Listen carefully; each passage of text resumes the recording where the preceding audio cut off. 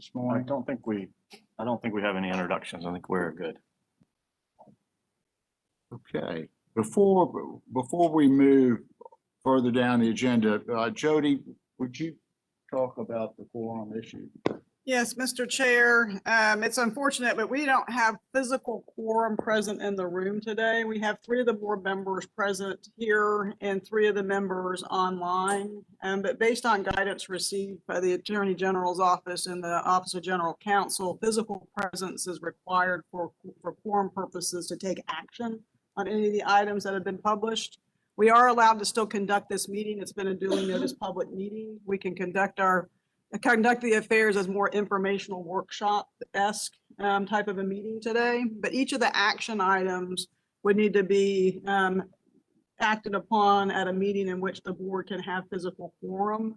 Our next scheduled board meeting is September 28th. There are a couple of sensitive items on the agenda, time-sensitive items, that I would ask the board considering having a special meeting to take action on the 4 action items that are in the published agenda today.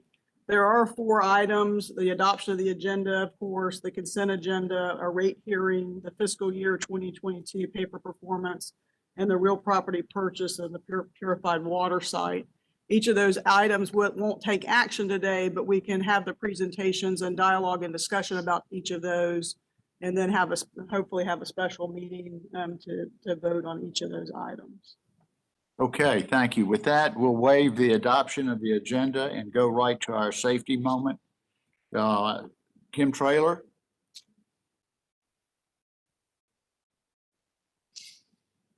Good morning. Good morning.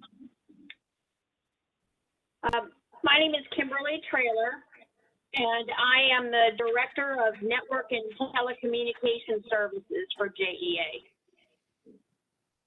Thank you, Chair Baker and members of the board.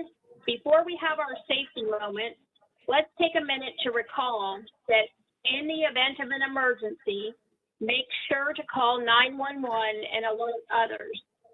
If the emergency requires an evacuation, use the stairwell and not the elevator. And for those in the T19 meeting area, the designated assembly location will be the Baptist parking lot located at the corner of Ashley and Main Street. Please make sure to pair up with your safety partner, which will be the person to your right, and always be cognizant of the potential for trip hazards.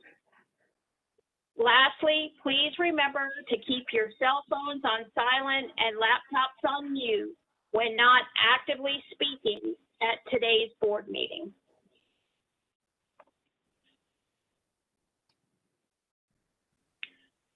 It is that time of year again when students are returning to school. Today's safety moment is a reminder to all of us to be mindful of our students as you travel throughout the city, and please watch out for children as you enter and exit school zones. Students participate in sports and other activities, so be cognizant not only during school hours, but before and after school as well. When you enter a school zone, pay close attention to the crossing guards for directions. Yield to students and ensure that you stop before and not in the crosswalk.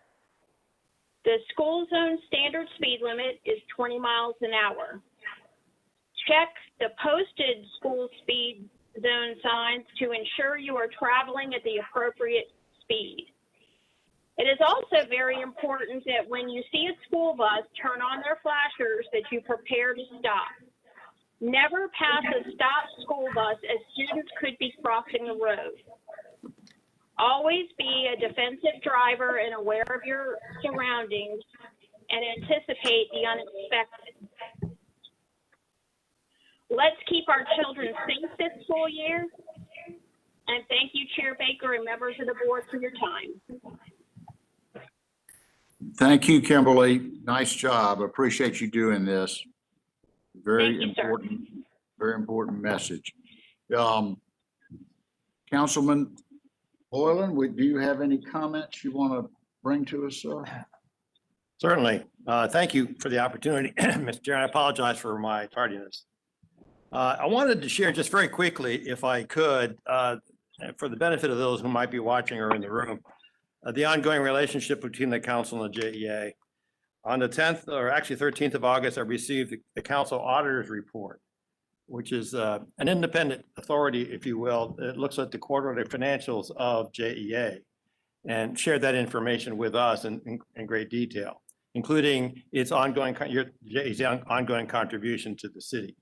I offer that specifically just to give people the idea, understanding and appreciation of the interaction and the oversight that the council does have in this process. Last Friday, we had a presentation from Jay and the management team on the budget for this coming year. I made a point of making the two comments really with respect to the preparation process, recognizing the fact that this budget came to all of you as early as May. And that oversight that Marty Lanahan does, certainly as the chair of the treasurer of the finance committee, I think provided that oversight. Again, offering all of this as a means of affirming the credibility of the work that the management is doing and the board is doing, and our active interest as a council in your success. So I'll leave it at that, Mr. Chair. Thank you. Well, thank you. And we really appreciate your support, and I hope you enjoyed every minute of that audit. Next on the agenda is comments from the public. Landon, do you want to walk us through that, or are you going to do that, Joe? If we can go ahead and do the public comments for the folks in the room, and then I'll call on Landon to do the electronic version of the public comment portion. Okay, I believe we've got two people in the room. One is Lori Johnson. Would you like to speak? Come on up to the podium and try to limit your remarks to 3 minutes, if you could, please. Well, can I take this off? Please. Okay. Actually, I wrote a letter because we are investors here in Jacksonville. We have multiple properties. We take old rundown buildings, renovate them. We purchased a home next to a home that we bought 3 years ago. It had been vacant. When we got here in town, an individual had just moved in, actually a couple weeks prior to that. Utility was put into his mother's name. He staked his claim, and now we have to go through the eviction process. I was very surprised that they were able to get power in their name without showing a signed lease agreement. I wrote a letter, and I will read what I wrote to the board. We are needing to change the requirements of activating utility to establish residency. Many utility companies around our nation require a signed lease agreement so squatters and illegals cannot prove claim of residency. In these times of so many illegal immigrants crossing our borders and so many depressed mental and or criminal individuals, JEA has simplified the access to free domain without proper due cause. As property owners, we cannot get insurance due to the condition of the home we bought on July 30th.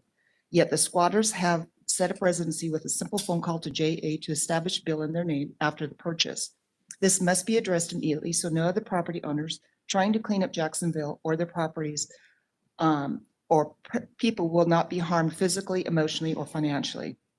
We are out thousands of dollars as this provision exists, and we've been advised by DOJ that they only follow the law. This law or policy must change. We as property owners have been advised we can sue for damages by neglect of these laws, and JEA is the first in line due to their policies. And then I asked to please be put on the agenda. I did get a letter back from Sheila Presley, but it was many, many, many phone calls to JEA. They told me there was nothing that we could do, that the system itself will trigger activation to deactivate the utilities until somebody came in person with proper ID, but only the computer can do that. I couldn't do that. I couldn't go in person to do this. So we're relying on a computer system, or JEA is. And so this Sheila Presley was nice enough and wrote me a letter, and she did indicate that they have a remedy to prevent similar occurrences in the future. And she says, we have placed a hold on this service that requires your verbal authorization for release. Well, this is me now, but I'm still out hundreds and hundreds of dollars. We've had to follow the eviction process. And I would like to see this policy for every single property owner. That other states that I've lived, we always had to show a signed lease agreement. And I think that nowadays we need to do that here as well in Jacksonville. Thank you, Okay, ma'am. thank you. I'm sorry about this. It's unbelievable.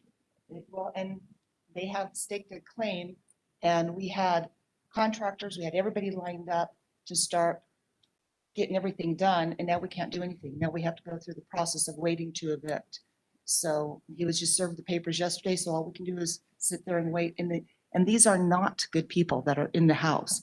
They're very scary people. He has actually a record, and the utility was put in his mother's name, and he's living there. And we have no recourse other than to go through the legal battle, the cost. The one attorney wanted $2,500 retaining fee before they would even talk to us. We spent many hours down at the courthouse yesterday. And it's time that we could be doing other things. And so it just needs to be addressed, I guess. Because I would think with technology and electronics and everything nowadays, and I know that Sheila had indicated that documents can be forged. Well, if they're forging documents, then they need to go to jail. And the irony of it is this mother was in jail for fraud.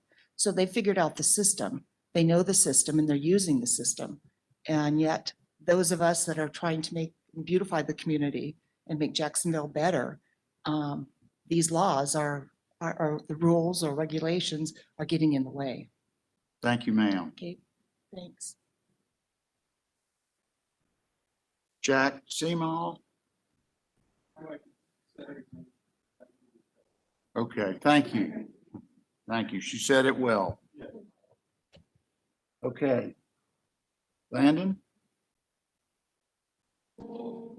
Yes, my name is Landon, and for those that are new to the WebEx technology, I'm going to give a brief overview of the controls for public comments. If you're joining us via the desktop interface or a smart device, such as a smartphone or tablet, if you move around your screen, you will see a series of buttons at the bottom. The very first one that you may notice has an icon of a microphone. It is red, and it means you are muted and will be on mute for the majority of the meeting unless you are recognized to speak for comments. If you are recognized to speak for public comments or to provide a comment, you will click on that button and it will turn green. This will mean that you are unmuted and people can hear you.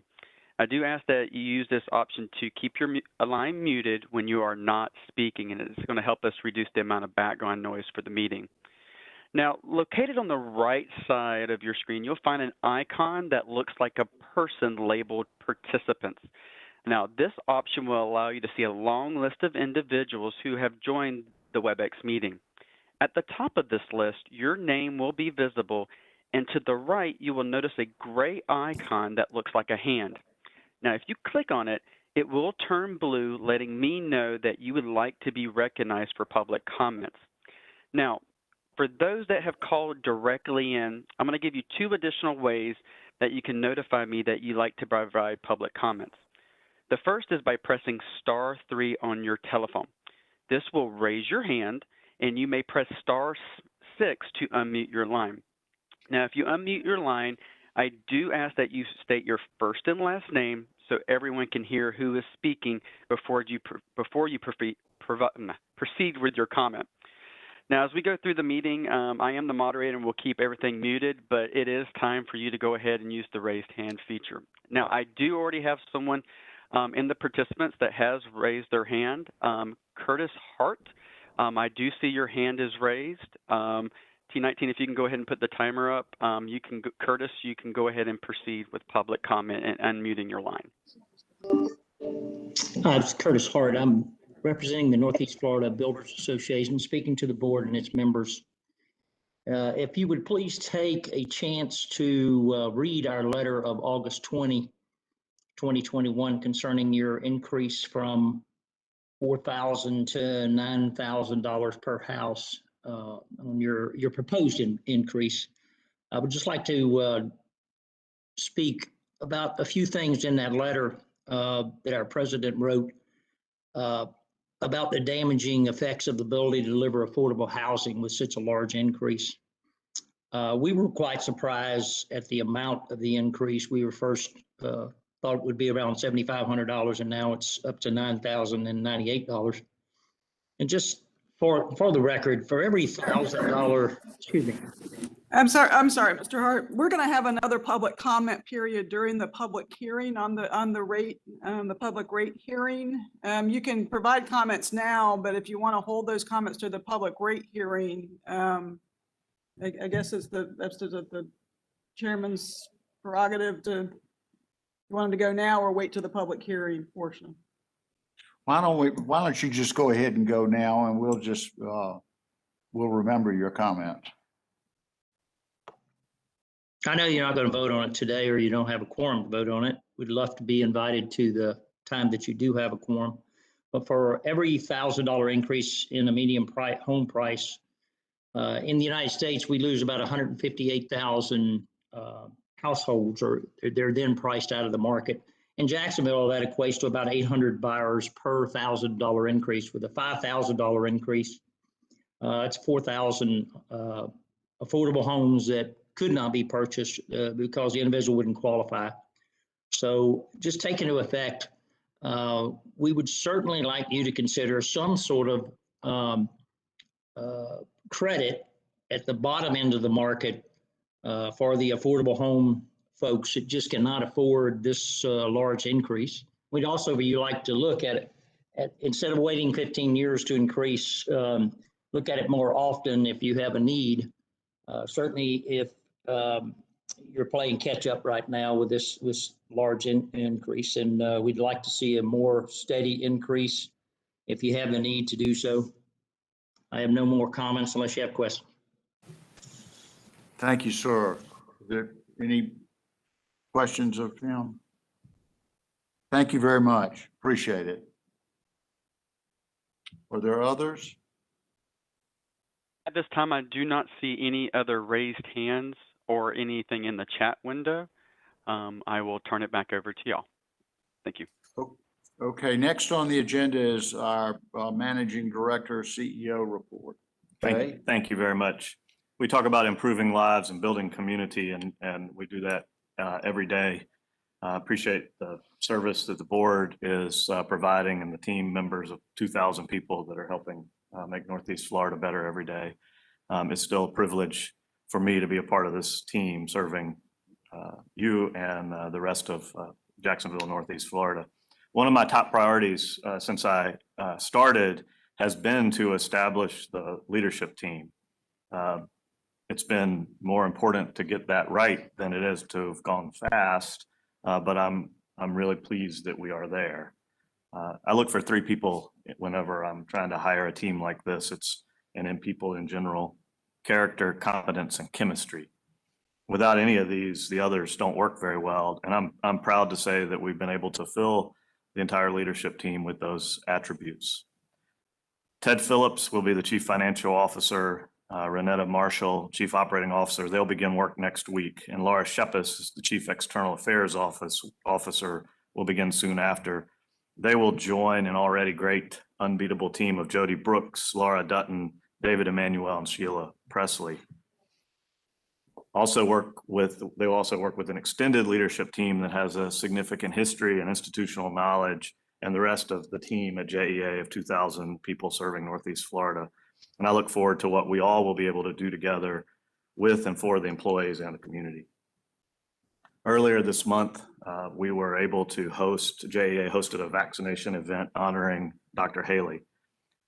As we prepared for that, Sheila Presley noted and was spot on that anything greater than one person getting vaccinated would be a win. We're grateful that more than 140 people were able to take advantage of the opportunity that day. Many of them were JEA employees and family members. I realize some people can't get the vaccine for a variety of reasons. Don't take it for granted that I was able to do that, and I hope you will consider it as well. August 26th is Florida Line Worker Appreciation Day. It was created to show gratitude for the men and women, the people who risk their lives daily to ensure reliable delivery of electricity throughout Florida.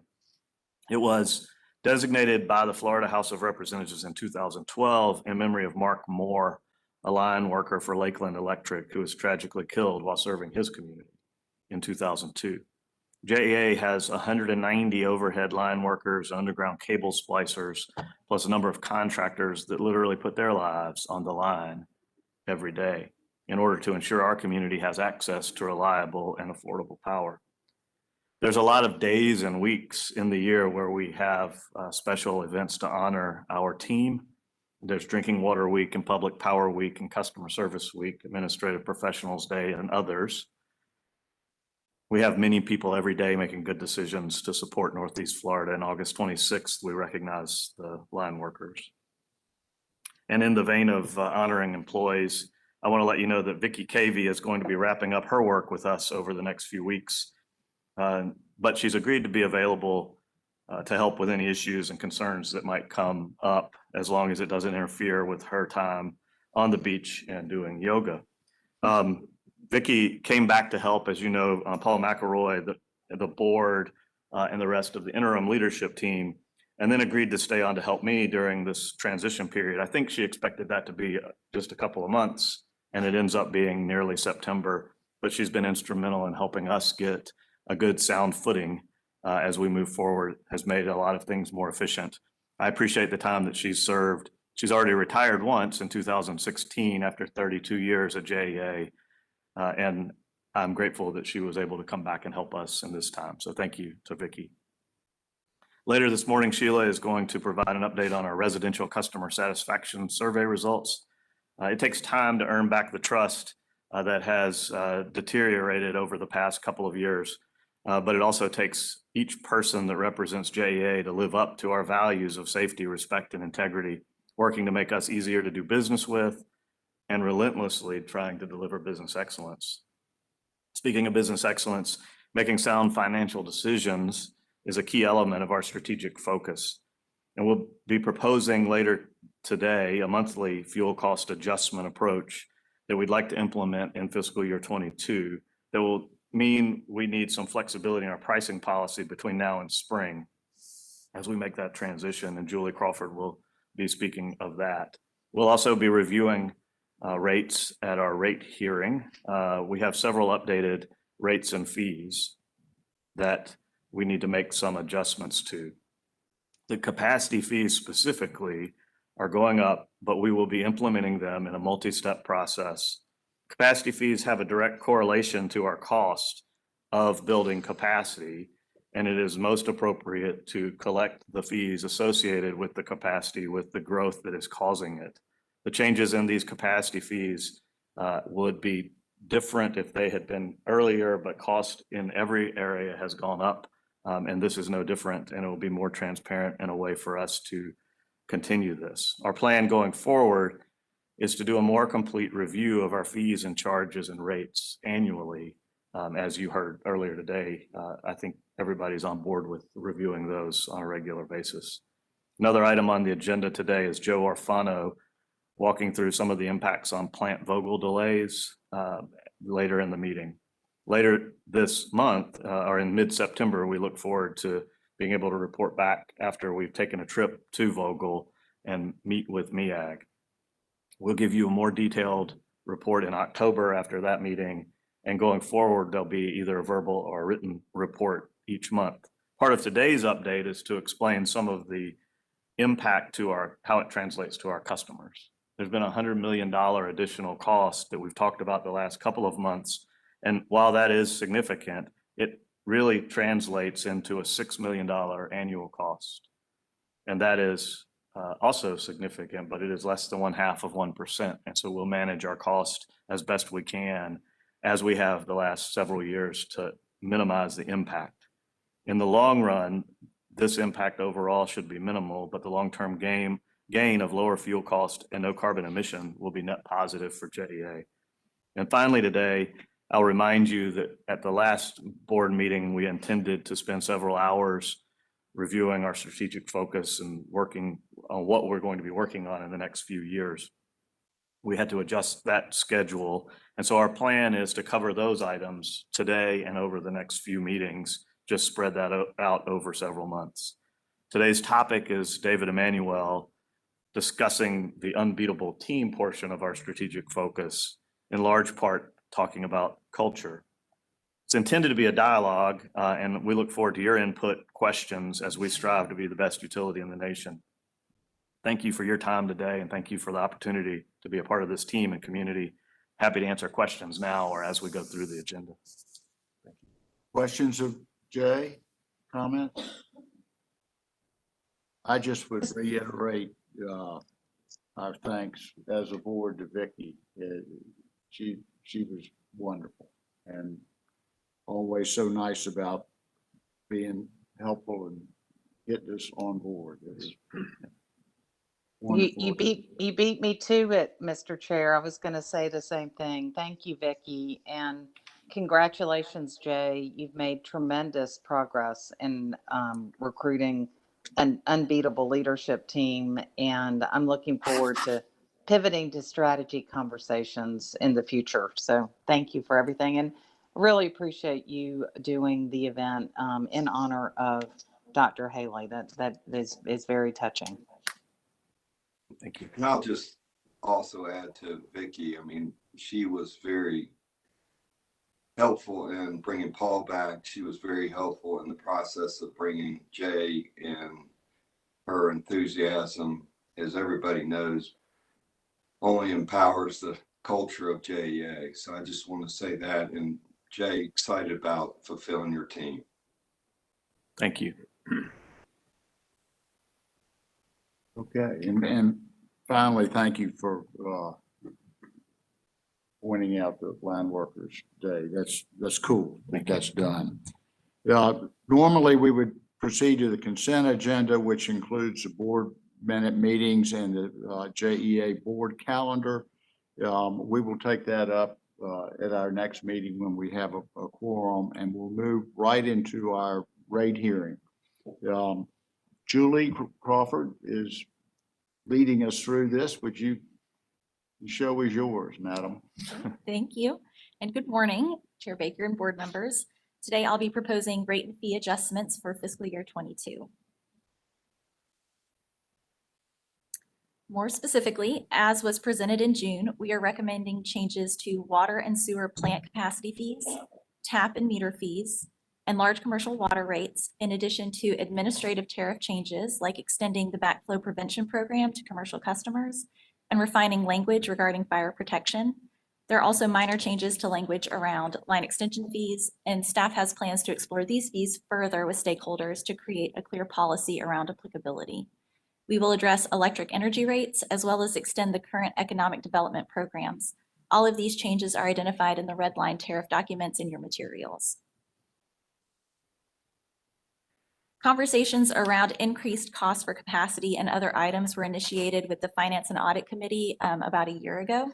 Updates were then provided to the committee in December and March. Then staff proposed recommendations to the committee in May. The board was then updated and staff requested to call for a rate hearing in June.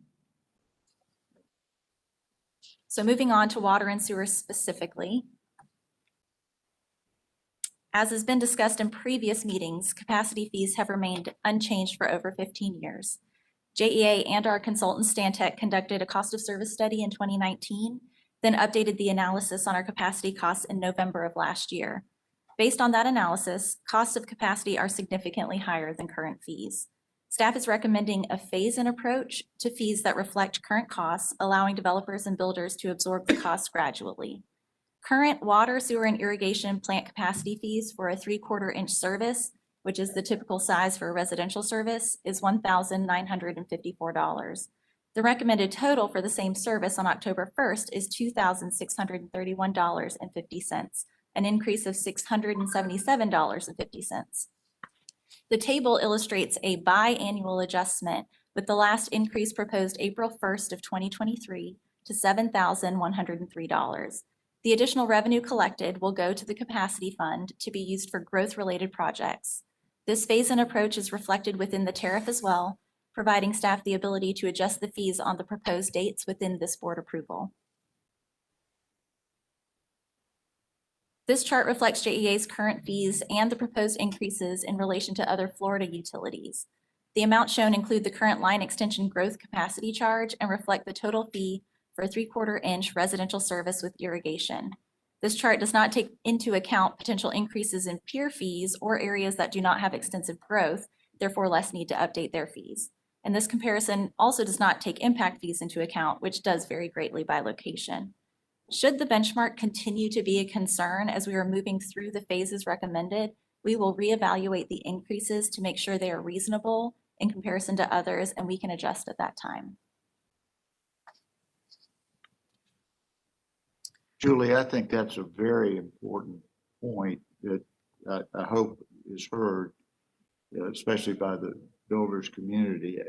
You know, let no good deed go unpunished. No rate increase for 15 years should be a good thing, but it is until it isn't. And that's where we are now. And I would suspect that the amount of the increase is so large because JEA didn't go up, and JEA's presence in this state is important. And we are only trying to recover the cost of operations, not make a profit on it. And so I think it's important that we go forward with this increase, but I think it's just as important to reflect each time we do what has happened in the market. Have others gone up? Are we out of whack, or are we in the mainstream? And I appreciate you doing that. Yes, sir. And we absolutely will keep our eye on it. All right, moving on to tap and meter fees. Similar to the cost of capacity, the cost to tap a line and set a meter has increased over the years. We recommend updating these fees to cover cost, as is reflected in the table. A typical residential meter fee will be $300, which is an increase of $97.67. Tap fees, which are necessary in established areas to provide service to homes that are not yet connected to the water or sewer system, are increasing as well. A water tap into a 1-inch line is increasing $750, and a sewer tap into a 6-inch line is increasing $6,477 due to the labor-intensive nature. The sewer tap specifically involves digging on average 6 feet, typically in the road, and fully restoring the site.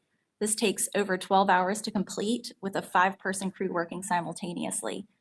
Note that tap fees are not required for empty development sites and are therefore they are not charged to every customer. To put that in perspective, last year approximately 10,000 pre-paved meters were set and approximately 800 taps were installed. So it is not to every customer, it is for established areas. The other thing that needs to be noted is, you know, we are building infrastructure every year to the benefit of the future of Jacksonville. So we are updating our infrastructure and building new infrastructure. So I just think that needs to be thought through too. You know, I think the number is close to $250 million of water and sewer costs that we're spending every year. Yes, sir.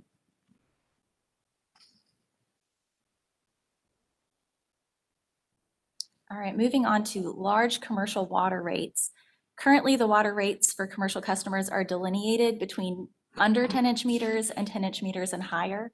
The cost per 1,000 gallons of water is 25 cents less for the larger meters. This discount is not in line with the cost of water and does not encourage conservation. So we are recommending setting the rate equal to the rate per 1,000 gallons for the smaller meters at $1.49 per kgal. All right, moving on to electric recommendations. The need for electric rate increases has been mentioned in previous meetings, mainly driven by the power purchase agreement with MEAG for Plant Vogtle. While other costs are forecasted to have slight increases over the 5-year horizon, the MEAG payment is significant and rate increases are necessary to cover the cost to maintain financial integrity. As a first step, we are recommending an increase to all energy charges of 0.183 cents per kilowatt hour, which will provide additional revenue for fiscal year 22. When combined with the fuel charge decrease of 0.2 cents per kilowatt hour, A typical residential customer will see no change.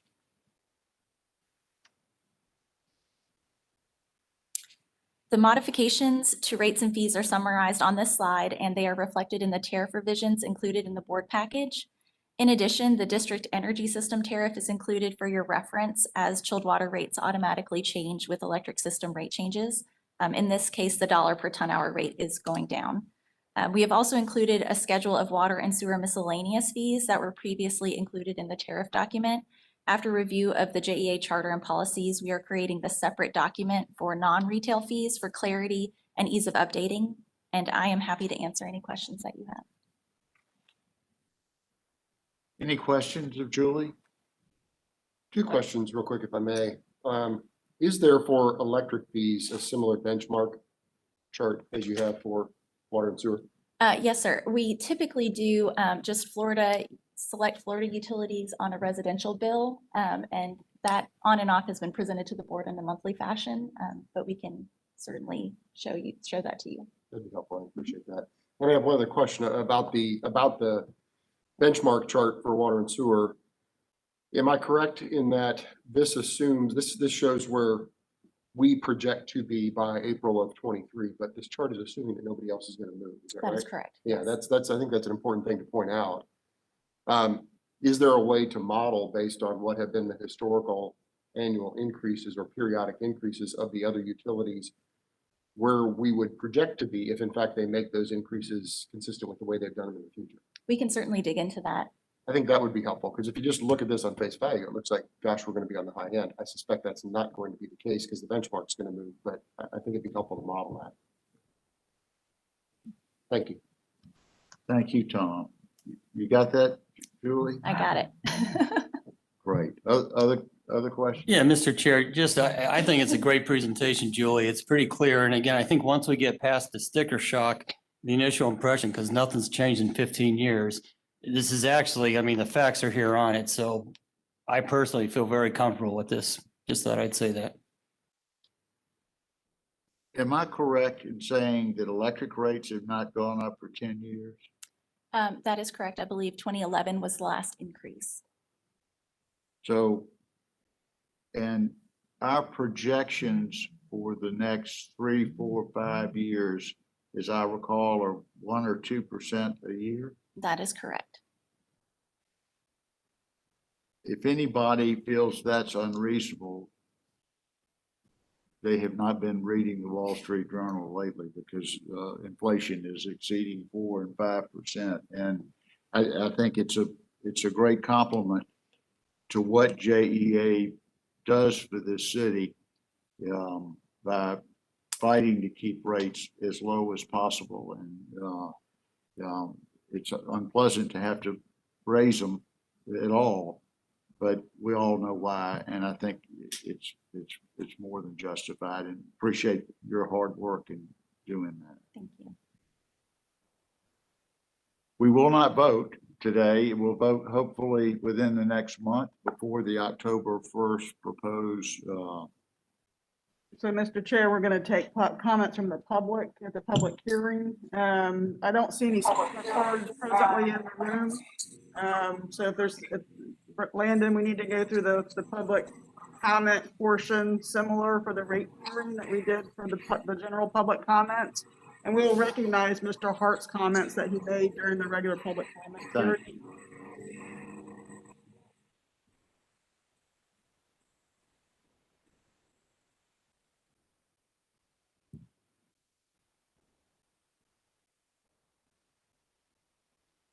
Landon, could you go through the public comment issues? Yes, sir. We can go ahead and go back through public comments if we'd like to go ahead and go back through the instructions. Thank you.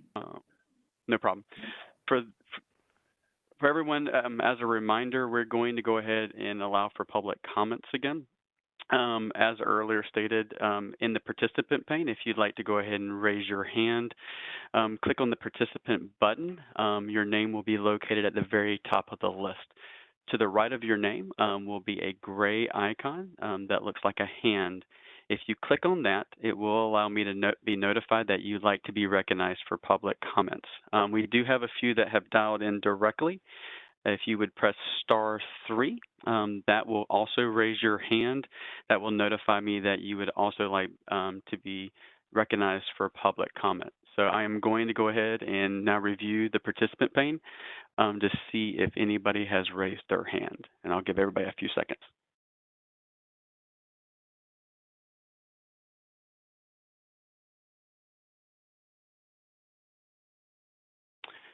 Seeing none, I do not see any raised hands or anybody wishing to be recognized for public comments.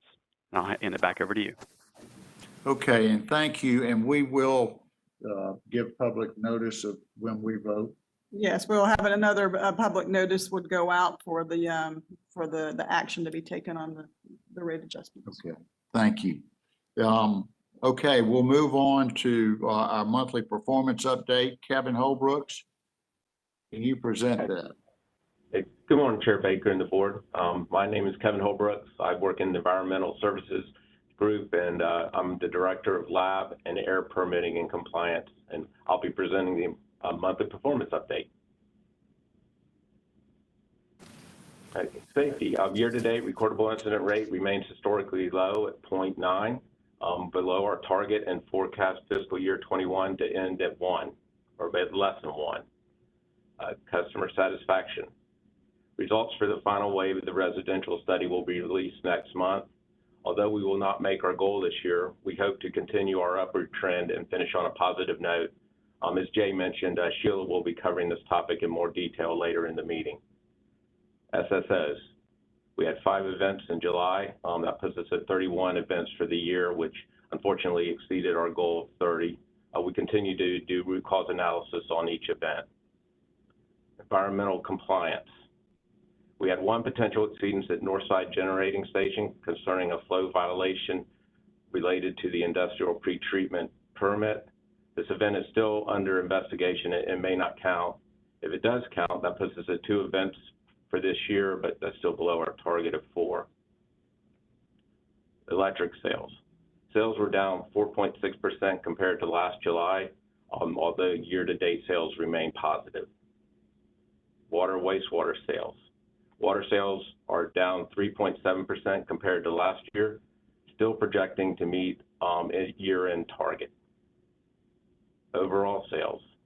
Revenue is up $30 million on the electric side and down approximately $2.5 million on the water wastewater side. Operation and maintenance expenses projected to come in at approximately 3.5% below our fiscal year 21 target. Fuel expenses were up in July, leading to a 3.7% increase in year-end projections. Julie Crawford will be covering this in more detail later in the meeting as well. Capital costs are currently forecast at $373 million, which is below the target amount of $499 million, and this is primarily due to water projects coming in slower than anticipated. Electric, water, and wastewater costs are forecasted favorably to come in below our goals in each area. Electric reliability, overall performing at or better than target with exception of generation fleet forced outage rate. Unplanned water main outages. We experienced a large water main break in July that impacted approximately 77,000 customers. Unfortunately, this resulted in us exceeding our goal of only impacting 6,750 customers for fiscal year 21. Pay for performance currently stands at 3.3% of base salaries. And that wraps up the monthly update. Does anyone have any questions? Questions of Kevin? One quick question, if I may. Is this slide shared with all associates that are eligible for the paper performance plan? Yes, sir. And how frequently? Each month, each board meeting, whenever we meet to talk about this, then that's available. And we'll have a meeting on Friday this month that will be all employees will be invited, and we talk about this. We started sharing the update on where we stood on the pay for performance starting back in December timeline or January timeline, and we update that All employees also know about this meeting, are invited. This is a meeting for the public. It's for you and it's for employees to see that. So lots of opportunities for them to know. I applaud the transparency and the clarity, and it goes directly to organizational culture and engagement and alignment of incentives and the ability to sort of understand how we're tracking and how the organization's doing and how I can plan relative to this incentive comp program. It's very well done. Thank you. Thank you. It also circles back to Councilman Boylan's comments around transparency with our city council partners. So appreciate that we've got the projection underneath each of these scorecards. And I remind everyone that all employees of JEA are eligible for this bonus. It's, as you see, it's 3.3% of base salaries. And I think that's a great compromise. It's not a huge number, but it's certainly a motivator, and people react. I said that wrong. There's one person who doesn't get any of this, and that's our CEO. So at least we know he's not cooking the book. This is, I think it's also important to point out that in the past, this was not budgeted. It was not. The transparency with the public, I think, is also important. And we talked about this at the city council meeting last week, and I appreciate the effort that's gone into that. And you're right, it's not a large individual impact, but it's important part for them to know about. So thank you. So, Mr. Chair, before we go on, there was someone online that raised their hand late that I believe wanted to participate in the public hearing portion. If we could reopen that to allow for this public comment. Landon just informed me that Miss Helena Berthel, I don't know if I'm pronouncing that correct. Absolutely. We could reopen and have her give her public comment on the rate hearing.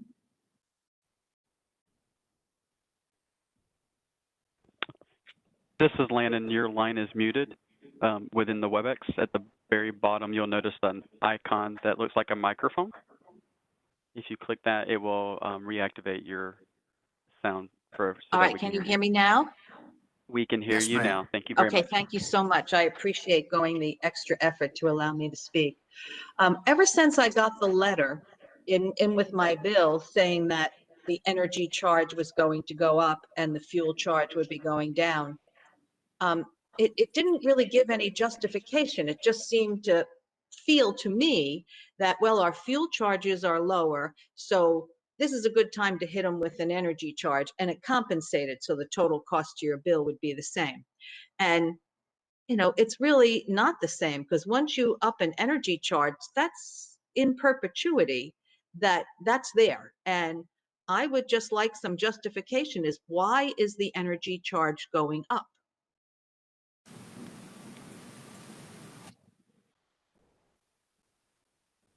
So as we've talked about in several meetings, the increases in and the pressure of increases on our capital cost and O&M cost have gone up. We haven't made an adjustment since 2011.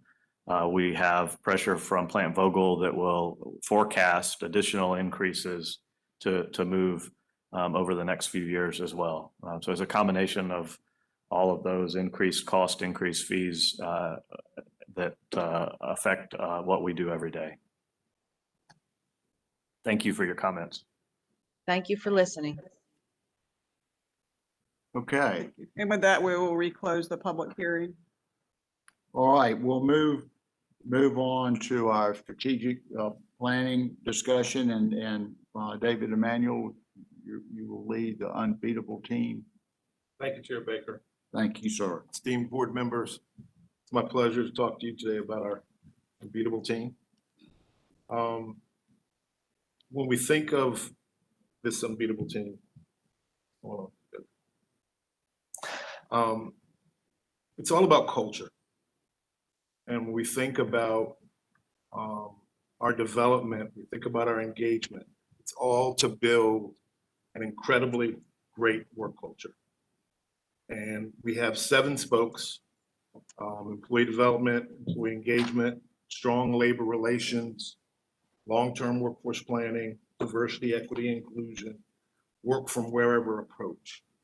Those spokes may change, but when we look at all of the work that we're doing today and in our strategy, it is to make our culture a great place for us to work and a great place for us to develop. And so when you think about these spokes, we feel that they will drive and provide a roadmap whereby we continue to grow our legacy and will result in a engaged, a strong, a trusting workforce. We are a multicultural environment. We've been through a lot in the last couple of years.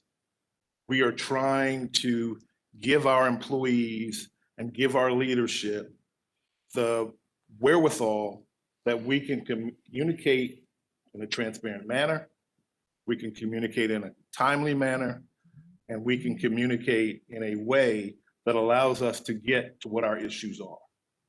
And when we think about, and I'll use diversity and inclusion, we've started focus groups, we've had our directors, we've had several of our employee resource groups meet with our advocate around diversity, equity, and inclusion. And what we found is our culture is complex, but there's information that we have to build together. We have to learn together. We have to be open to growing together around how we want JEA to be going forward. And so our strategic intent is to learn that information and put action steps around these 7 spokes, which allow us to grow and to get stronger. And I would like to invite Valerie Gutierrez, our president. Before you do that, I'm sorry. We almost got you ready, Valerie, but I want to take one step back and remind the board, because the strategic focus areas was the effort that we were going to make at the last board meeting. And so whenever when we're in this section, we want to be sure that we have any questions, engagement. That's not right. We want engagement and questions anytime, but particularly in this section, we want to do that. And I want to remind you that we've been talking about this for a while. We started back in March as the leadership team started to develop, and to the points that you made earlier, we've been involved with and talking to our employees about our strategic direction. We've been talking to the leadership of the unions. We've been talking to individual to board meetings.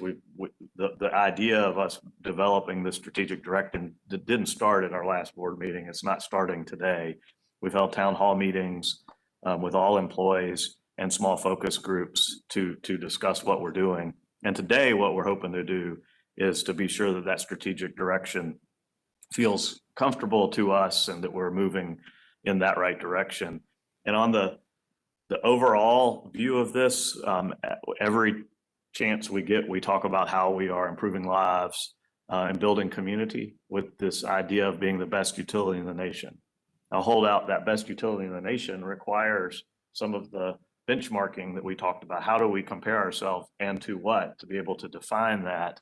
But I can already talk to you and you can see each month the way that we're improving lives and the idea that we're foundational to Northeast Florida. And so we work to develop these core values: safety, respect, integrity.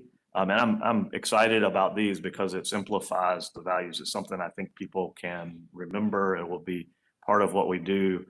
In particular, the safety part that is not just physical. We spend each month, each board meeting updating you on where we are on safety. And that is generally talking about the workforce safety.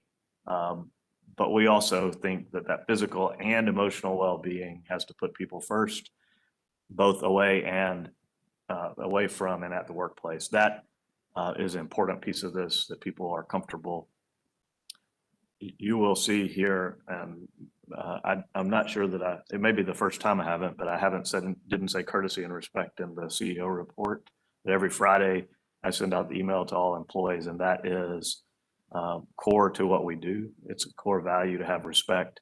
That touches on what David is talking about as far as diversity. It's to seek out diverse perspectives and help bring out the best in everyone. And then I think we've all seen, I think we've all seen organizations that lost integrity. We're going to place the highest standard on ethics, personal responsibility, because we have to be worthy of the trust that we put on each other and worthy of the trust that our customers put in us. Some of that might be digging out from the past, and I think we have stabilized and are in a good place there. And that's how we lead into the strategic focus areas that we'll spend the next several months and board meetings discussing and talking about, because each one of these has 6, 7, 8 different objective areas. And we'll highlight a handful of those. This is not all that we're working on. In fact, it's one of the questions that employees have asked. I think this is important. We have this corporate overriding strategy that has specific projects, tasks, objectives that we'll talk about, but it has to flow all the way through the entire organization. And so that's the background. That was a little more boring than what David's is. But my part was to tee up the idea that this is a bigger, overreaching kind of project. David hits on unbeatable team, as he points out, beginning with culture. But there's also, in the next month, this business excellence, and then earning customer loyalty remain the focus areas that we've had. And I think the interesting and good news about that is that when we started looking at this, these were developed a number of years ago. The words that were used are not new to JEA. How we interpret them, how we implement them, and how we set the strategic direction on them is, I think, a new day. And I'm excited about it. I'm excited for you all to have input on where we stand and some of the questions. And I'm sorry that turned into more of a monologue than I meant for it to. So with that now, I'll turn it back over to David and let him kind of take us from there, unless there's questions about the overall direction. Valerie Gutierrez, IBEW President. David, before you leave that, in your slide, not the one that's there, but the one that had the five or six values on it. The core value. Some were highlighted and some were not. What is the significance of that? Those were the ones I really wanted to focus on here today, just to bring out. So we did not change or made minor changes in the presentation packet from what we were going to present last month. We were going to be scheduled for all day, basically. And realizing that the organization really has a long list of items, even beyond this, we really just wanted to spend the time highlighting these. Employee development, engagement, labor relations it's not that they're not important. It was that these were the ones we were going to really focus on. Okay, thank you. Thank you, Chair Beck. Hey, good morning. Thank you. Appreciate the time to speak this morning. I know most of you guys know who I am, but I know there's some new leadership members. So I'm Valerie Gutierrez, Business Manager of the International Brotherhood of Electrical Workers, Local 2358. I represent about roughly 500 of the JEA employees. And as you said, the linemen, those are also part of my group. So I appreciate representing them and all the other electrical crafts that are under my control. I've been with JEA around 25 years, and I also am a protection and controls technician. I love when I get a chance to work on my tools, which I do from time to time. First, I want to thank Mr. Manuel and his team for acting quickly when the numbers of COVID were climbing and allowed the employees to go back to remote deployment from home or a substation. This has allowed the employees to be isolated and also keep the numbers down as we were going through this phase, another phase. So Also, working remotely has been effective in limiting employees' exposure while at the same time keeping productivity high. We have been working with Mary Ann Evans, Maria Salgario, and Tony Long to find ways to keep the employees safe due to COVID. And we've had some miscommunications, here and there on either how the policy was being administered or the interpretation. But we found ways and improved and we're moving forward. So we appreciate their hard work. We appreciate the COVID committee, including Jennifer Bachmeister. I hope I didn't ruin that, or as being a part of the COVID task group. Jennifer is our voice, the union leadership. And it is important for the committee to hear how the policies affect the people in the field and what changes may need to be in order to keep the employees safe. I'm also happy to be a part of a group called Women in Craft or Women in the Trades. With JEA support, the purpose of the group is to create equality, ethics, attract, retain, motivate, support, celebrate, and eliminate barriers that prohibit the success of females in the trades at JEA. The lead and for them to take the lead in the industry in changes to providing women an opportunity to thrive in the trades. Working in the electrical trades most of my career, I know and I have seen some of those barriers. And we are hoping to reach the next generation of women so that they will be ready to step in and lead when we get ready to leave. As JEA continues to give back to the community, so do we. So last Tuesday, myself and 7 other IBW members volunteered to help with the Habijack's Tiny Home Project. I know other JEA employees have also volunteered to help complete the project. It was great to see directors, office personnel, and other classifications coming together for a great cause. Also, last but not least, all of the 5 unions, we come together as an entity called North Florida United, and we purchased some school supply in which we gave to JEA to help support the kids at the Children's Home Society. So I know JEA will continue to help build the best quality of life and growth for everyone in Jacksonville and the surrounding areas for many years to come. So when we work together, we are definitely considered an unbeatable team. And I also include this with the council members. So we appreciate all the stuff that you guys have done for us throughout the year. So I appreciate it. And I thank you for your time and look forward to continue to work with you guys in the future. So thank you. Thank you, Valerie. Thank you, Valerie. That made me proud. When I first got here, I'm not sure Valerie would have supported us in that way. And I think she knows that we look at every employee, not a union, not a civil service, but all of us as JEA. And that is what's most important to us, that we do it and we do it together. So unless there's any questions, I think we're progressing well. You had highlighted the workforce development. Can you hit on that a little bit? It really is around courses. It's really around building around our succession. It's really around preparing our next generation with knowledge transfer.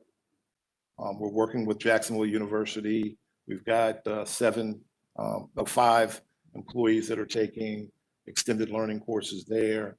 It's giving our employees access to more information, but it's also developing them with exposure to our leadership team and to each other. So it's a cross-pollination of learning. You hear in almost every industry that workforce shortages is killing them. Are avoiding that or enduring it? With this lady to my left, I would say right now, we had a note going back and forth. We're bothered by it also. I think we attract people very well, but we have shortages and we're having our challenges also in our customer service area. And I would even say in some of our finance areas, we're not being able to close as quickly as I would have said we would have hoped to. But it's everywhere, Chair Baker. There's nobody not impacted by it right now. And this slide kind of helps to define that we have had more pressure than, and more quickly, more pressure than I would have expected in the call center in particular, but across the area. And I also think this is more broad than just the hiring of employees. This is how do we make a plan for the future growth? How do we develop employees and allow growth and succession planning? So it's an entire cycle that we're working on. I'll just give an anecdote, and I'm not sure that it will apply, but I'm hoping it will. I'm launching it out there. I was on a conference call with several HR folk across the country.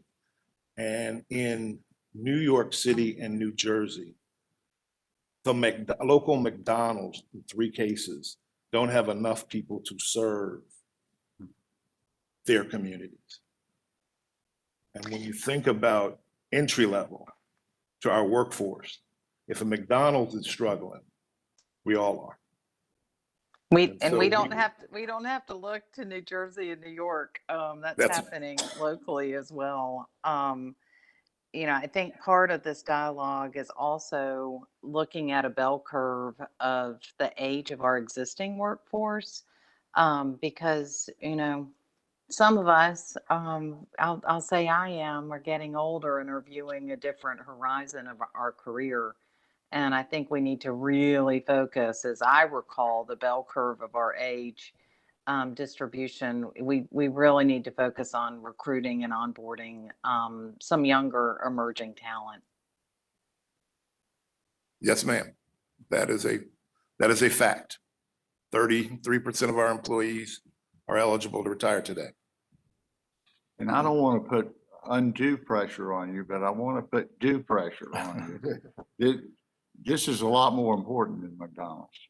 Yes, and if we're going to have great JD Power results, nobody wants to hear that we just can't hire people. We've got to make sure that we're doing everything, turning over every stone and being completely competitive. Agreed. Mr. Chair, I did comment at the budget meetings last week. We talked about the impact of the early out program. And can you speak to that briefly as to what the impact was for those options for early retirement because of COVID? For us, as compared to the city, it was not as significant. We had 31 folk opt in out of an eligibility of about 300 plus. It did move up the timeline of a couple that we have to work very fast in placing, but it was not nearly as bad as I was predicting as a new person. I was scared to death, but we opened it up. We welcomed folk to do the decisions that make best for their families, and in that context, only 31 folk joined that program.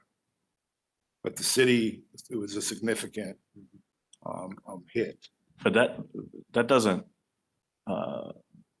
we still have 25, 30, I don't remember the number, % of our workforce that can retire. They don't need an early 30 retirement. So that's on the one end. And on the other end is how do we get new people into the process? And so we're having to look at how we speed up our process of hiring. And this falls under the ease of doing business. How do we become easier to do business internally with each other and externally to the people that are applying? And how do we get what is a very technical workforce across the whole every group. It takes a lot of specialty skills to be able to train. And we use the call center as an example, and and sometimes I think this is going to come out right, Sheila. You correct me if I say this wrong, but sometimes we think, well, that a call center, we understand what that is. They're answering the calls. They get every single thing that happens. It's a very complicated and complex type of workforce environment, and that's true in every single group that we have. And so this becomes so very important for us to be able to get this right, to hire the right people, because it is also, we don't want to get to the place where we're having to make transitions out. We want people to come in and be successful and want to be here and enjoy what they're doing, because it's a great place to be. And so that's how we work on the culture. All these things are intertwined to be able to get this right. And we're going to have to focus on that a lot. And we need to recruit early. The need is coming, and we need to prepare for it. Jay, we have the metrics that we look at every month. I would encourage you to look at that, and, obviously safety has something to do with it, but the employee turnover is something we ought to be looking at, and think of other things to where this is foundationally critical. And I think it's something we should put huge focus on and make sure we get right. It is, we're going to have to be willing to be more creative than we might have been in the past on how we proceed going forward to get all parts of this is not about salaries, but it is about salaries. It's not just about the benefits, but it is. It's not about I think maybe the biggest part is how we treat each other. Sure. How we as leaders and managers are kind of helping bring people along and through. We are going to have to teach some managers that it is going to be important. So we may have to have a few extra people in order to be prepared. We can't wait until people leave and then try to figure out how to train them. So all of those things are on the table that we'll figure out. And all of those things put pressure on rates. So we have to balance how we do all of it. So. Hey, David, what about, so the workforce development I got, is there a talent management aspect in the strategy, do you think? I absolutely do. I think, we're looking at simple things like coaching. We're looking at developing a manager toolkit, a supervisor toolkit. We're looking at how to have hard conversations about some of the issues societally, but also as a business. And so we're trying to get out in front, but we started kind of behind. Mm-hmm. And so we're trying to catch up as quickly as we can. But I'll tell you, taking the feedback from my employees about what they need has been helpful, because it's not just my team trying to create solutions. It's our management, it's our supervisory level, it's our unions. And so we're trying to take in as much information as we can and build programs around it. Okay. And I was sort of, I guess, and I understand, but I think the other thing is, as the strategy matures, I think a consideration at least is as you identify folks who, boy, that's the right person for this job to make the organization better, that's going to be key. And that's hard to do. But, as they develop with a successful workforce development program, then the next step is, that talent management where you get better insight into getting the right person for the right job. And it's great for morale too. Then folks see it happen once or twice and they say, geez, I can advance, when my talent's recognized or something. And I know you do that, you recognize your employees and stuff, but just offer that for consideration. Well, we do need to learn to cross-pollinate. Yeah. Oh, yeah. We have not done that as well as I would like, but we're going to learn. Mm-hmm. And I think that will enrich because we'll have more shared and common experiences. We've been exceptionally good at building silos. And we've got to be able to allow people to see the broader view. And we have jobs that are specialty jobs, and people make decisions in their career. We need to be sure they understand those decisions. If you make a decision early in your career to be an accountant, then you're not likely to be a line worker sometime later. So make good decisions about how we're going to train and how we provide opportunity.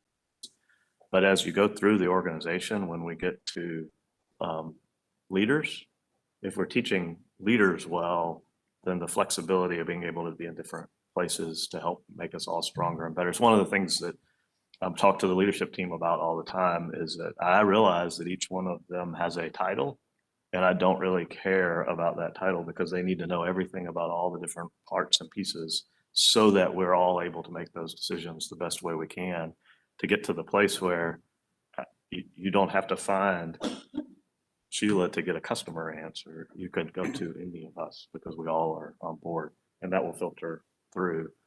Right now, at the most senior level, we're all working a couple of levels slower than we need to because of the transition that we've gone through. As we are able to work at a higher level, then everyone else will lift as well. And that's what we're focused on every day, and the training and the recruitments. There's a lot of the balls that are in the air. Mr. Chairman, I just want to observe how inspiring and heartwarming it is to hear this much focus and intentionality on organizational culture, because I too believe it to be so foundational to organizational health and organizational performance and integrity as defined by living as an organization in consonance with your values and who you hold yourself out to be. So I just think the whole conversation is inspiring, and I applaud Jay and David and the entire team for the intentionality. Jay, you mentioned silos. It's been my experience in large organizations that without the intentionality to constantly open the lines of communication and ensure inclusion, silos tend to build themselves. And so it's about actively working every day to deconstruct those and ensure that they're not unintentionally growing. And so just the whole focus, I think, is spot on. And I was kind of thinking about, some metrics, et cetera, adding those, thinking about how you add those into the monthly performance updates around metrics around appreciation and recognition. Safety was mentioned, retention, satisfaction, and advancement or promotion from within. Just ways to augment the metrics that we're looking at and kind of quantitatively holding ourselves accountable to performing there. But again, to think we're in the JEA board meeting and this much of the time is spent focused on intentionally cultivating right culture within the organization is inspiring to me, and I applaud you. I'll reiterate what Thomas just said and follow what John said about metrics, but I also want to make sure we're thoughtful that this is a long-term process, that we've got to, it's going to take time to get this to be the best. And I just want to make sure we just don't move so fast in this process. Because I think we're heading in the right direction. We have great employees, and maintaining these employees is important. Finding new employees is important, but making sure that we have this that's sustainable is important also. I think that's a really important point, both of them. One is that I think we could make this look like it was moving faster. David and I have talked about this a few times, where we could knock things down more with force, and we would not be able to rebuild it very well. We would lose some trust. And so we are trying to be deliberative, which is not our natural state, to be slow in the process. Not slow. It's what I said earlier about building the team. Getting it right is more important than getting it done fast. And so and we'll keep on working on that. But it also, it requires a little bit of patience and a little bit of support. And it also requires us not to forget that we've been doing a good job. When we spend a lot of time talking about problems with you all, and letting you know kind of the things we're doing to make things better or concerns that we have. There's a lot of employees that have been doing really, really good work for a number of years, and we don't want to lose track of that because it's very, very easy for it to sound like we think everything's screwed up and we need to make it better, and that's not the case. We've got lots of positive things going, and we can show that with some of the metrics and numbers to show the direction that we're going.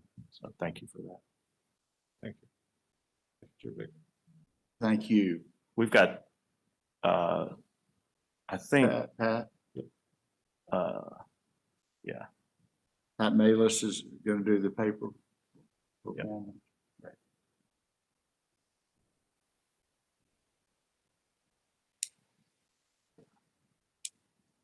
Good morning, Chair Baker, fellow board members. I'm Pat Malis, the Director of Employee Services. Joining me today to present the fiscal year 22 pay for performance program is Tony Long, our Director of Health and Safety, Tim Hunt, the Director of Customer and Utility Analytics, and Julie Crawford, the Director of Financial Planning and Analytics, which y'all know very well.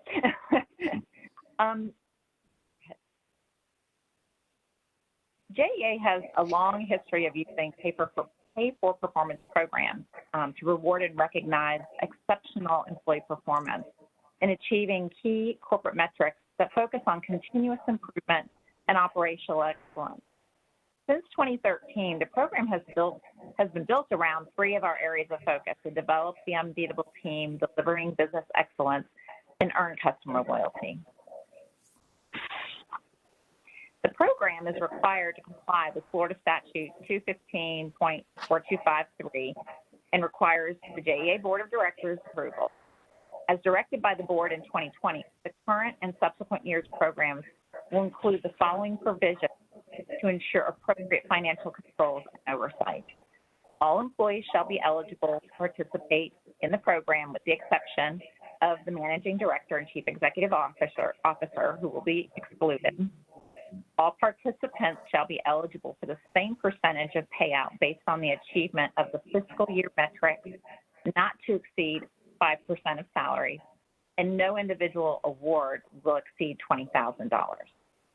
The cost of the program shall be included in the annual budget and made available to the City Council for review. The Board of Directors shall review and authorize each new fiscal year program. Per the Florida statute, the new fiscal year program must be communicated prior to the commencement of the new fiscal year or no later than September 30th. A payout may occur following an audit of the fiscal year-end results by JEA internal audit and made available to the City Council auditor. For the fiscal year 22 program, we're recommending the administrative and payout provisions remain unchanged, and the metrics will continue to align with the three areas of focus. We are further recommending modifications to the metrics to better align with the employee's ability to influence the achievement of the goals and align with the execution of the company's capital plan. These will include lost time incident rate, residential and business customer satisfaction, and electric and wastewater O&M spend. We expect this year's program to pay out around $5.5 million, and we estimate the program for 2022, the maximum not to exceed is $8.9 million.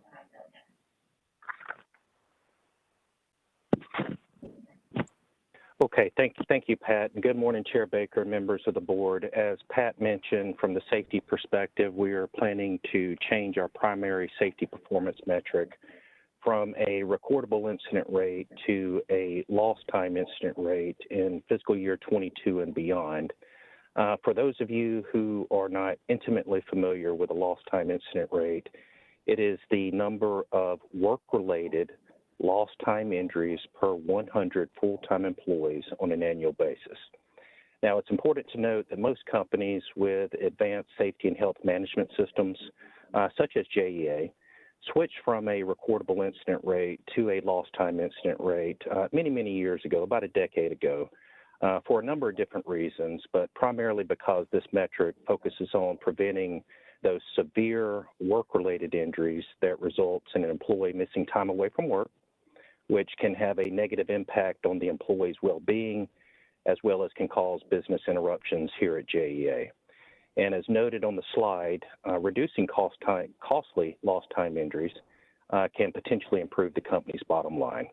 Now, with that being said, the proposed targets for fiscal year 22 have been set by reducing the most recently published Bureau of Labor Statistics industry average for the lost time incident rate by a minimum of 50%, which equates to a meet target of at or between 0.44 and 0.42. And the exceeds objective is to reduce the same industry average by at least 55% or more, or below 0.42 in this case. Now, both of these targets, they're considered stretch objectives. And as you'll see from the chart on the right-hand side of the page, if this metric was in place during the prior fiscal years, the company would have not met the targets in 3 of the past 6 years, including the current fiscal year, with only 1 year achieving the lost time incident rate exceeds the target of below 0.42. So unless there's any questions at this time, I'll turn it over to Tim Hunt, who will be discussing the customer satisfaction metric. Tony. Good morning, Chair Baker, and to the members of the JEA board. This is my first time speaking before the current board, so I'll take a quick second to introduce myself. My name's Tim Hunt, and I'm the Director of Customer and Utility Analytics at JEA. Had the pleasure of working at JEA for 24 years now, serving in a number of different roles during this time, both civil service and appointed. So I was very interested in the conversation about the culture and employee development, because this is one of the things that I tell anybody that starts or asks about JEA. What's the greatest thing about working at JEA? And for me, it's always been the opportunity to pursue my professional interests when they align with JEA's needs, and the ability to move around the company and to seek out different roles. So I think the development has been great from that standpoint. I'm here today, though, to make some recommendations for the customer satisfaction goals for the fiscal year 22 Pay for Performance Plan. At JEA, we're very proud of the service we provide to our customers, and in turn, the recognition we've historically received from our customers when they've been asked to rate their experience with us. The success we've had in this critical area was something that took us years of hard work and persistence to earn. Many of you will recall when we started our strategic push on customer service back in 2011, we were ranked dead last by J.D. Power. Unfortunately, our customers have recently expressed their concern when it comes to trust, and this is reflected in our current J.D. Power satisfaction rankings. We must now undertake an effort to rebuild this trust and to demonstrate our commitment to our customers and the community. Because our current rankings put us at the bottom of the 4th quartile for business and the bottom of the 3rd quartile for residential customer satisfaction, I'm recommending that we adjust our goals for fiscal year 22. The recommended adjustments shown in the current slide are to establish the 2nd quartile as meets expectation and the 1st quartile as exceeds expectation.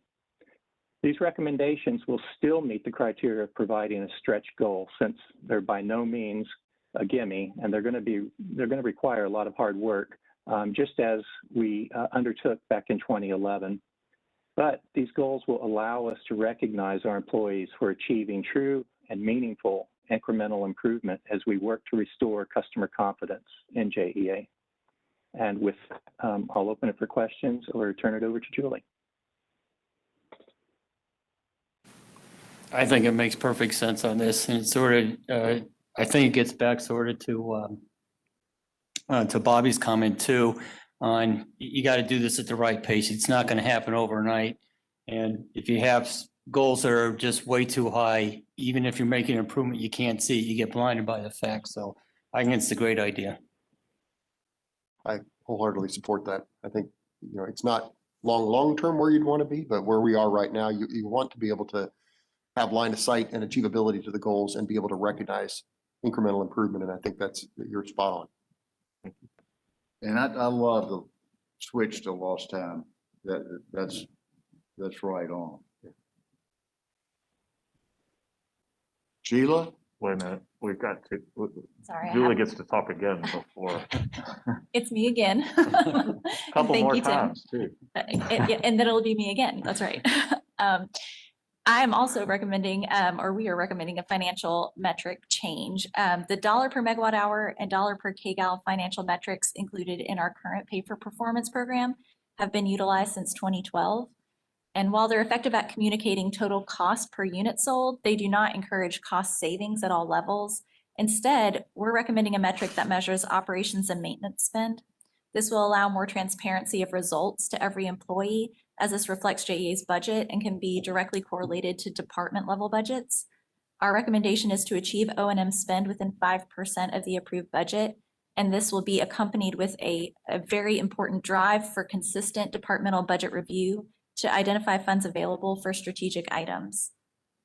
And I believe this item will be presented for the board's consideration at the next board meeting for action. So instead of it being cost, it's going to be achieving budget. Yes, We've sir. got a culture of trying to beat budget and O&M. What are we going to do to make this realistic instead of costly? I think that it is a two-step process. That first of all, it is important that we stress that budgeting is important. Developing a plan is important, and getting that right is important. Historically, we've had a contingency that has been large, and so we oftentimes, most times, underspend the budget pretty substantially. And the impact of that, if we're using the budgeting and planning correctly, is that we set rates based on the budget and the planning, which allows you to go from 2011 till now without raising rates. It's not very transparent, it's not very clear, and it doesn't drive home the fact that everything we do every single day is important to the customers we serve. And so if we keep on budgeting the way we always have budgeted, then we won't meet this in that target if we spend the way we always have. The challenge with this is if we present this and we're not very thoughtful in the first quarter to get the budget readjust, not a budget at the high level, it was the same budget that you presented. We've got to go through the budget in detail, scrape off the things that need to be strategic in nature to be able to fund those, to make the decisions going forward, because we don't want us to get to the end of the year and people just start spending money frivolously, which I don't think we'll do anyway, but we need to watch that. It is, it becomes a very hard goal for us to manage and control, but we're not trying to set easy goals. We're trying to set goals that will drive the right behavior. I think long-term, this will get us to the right place, the right behavior, and it'll translate to our customers more appropriately. It hurts me to see us take cost per kilowatt hour out. Now, I understand why you're doing it, but if we do this, let's keep our eye on the ball. Oh, we will and still be willing to switch back if it's not working. Yeah, we will still, yeah, absolutely. And we'll also still track that. These are not the only metrics that we use. These are the handful of metrics that we use for the pay for performance. There's the monthly report will continue to have the dollars per megawatt hour, dollars per gallon, and it'll still be a driver and decision make. It is the challenge with that is that we will meet that if it's a good weather year. Right. It is not driving performance necessarily, and we want to be sure that we are driving performance. And so that's the reason we pulled this. This was by far the most discussed item as we prepared to bring these changes to you. And absolutely, we will look at them again next year and we'll get them in the right place. One dimension of this, one dimension of this that I do like is that the strategic investment side of the equation is important as well. And if in the past we've deferred or held back on important strategic investments in order to meet the cost metric, then that creates potentially a short-term win and a longer-term loss. And so I think this takes a bit of a more balanced view. We also have always, and Julie, you need to correct me if I get this one wrong, but we've always had enough buffer on both the revenue side and on the expense side.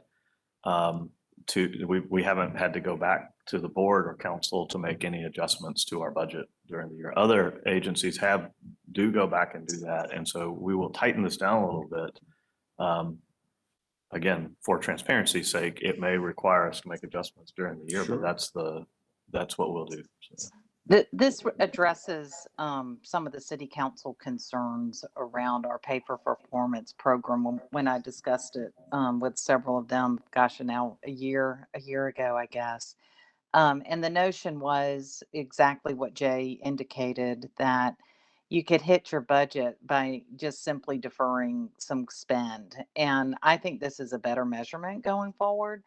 And I think that it, obviously we can look at it in the coming years, but I think this is the right approach. I think it will, I'm optimistic that it will be an even better metric in years to come as we fix and tighten down both sides of the equation, budget, teach. So we've got a handful of people that are doing a fantastic job within the budget rates group. And we've got to push that through the whole organization so that everyone understands that budget is a plan and the plan is the roadmap. And if the roadmap is wrong, then it doesn't get you to the right place. I think this will get us there. So thank you. Does that conclude Yes, sir. you for now? It does for now. For the moment. For the moment. Do we go now to you, Sheila? I hope so. Well, let's do it. All right. Well, thank you, Chair Baker and Board of Directors. I have the honor to talk about the reason we exist, and that's to serve the families and businesses that call Northeast Florida home. I'm going to review a report that shows how we rank in comparison to other utilities in customer satisfaction. There are many touch points that influence customer perceptions of JEA, including customer service, communications, marketing, social media, and the local media. In January, we launched a new campaign that I shared with you all, designed to deliver brand messaging across a mixture of traditional and digital media channels. And each of those channels play a role in how we communicate the full JEA story and share information that will be helpful to the customers we serve. I'll point your attention to the table on the top of the line graph. It shows the scores since 2019 forward. You'll see that in 2019, we had a first quartile placement with a score of 756. Move that forward to FY20, third quartile placement with a score of 748. We began this fiscal year at the lowest point since 2016 with a score of 694. And then enter in the new campaign, the renewed focus on customer satisfaction, and that score increased substantially to 766 and continues to improve, and we are now at a score of 770. We expect to have the latest results in September, and I will share those with you the following month.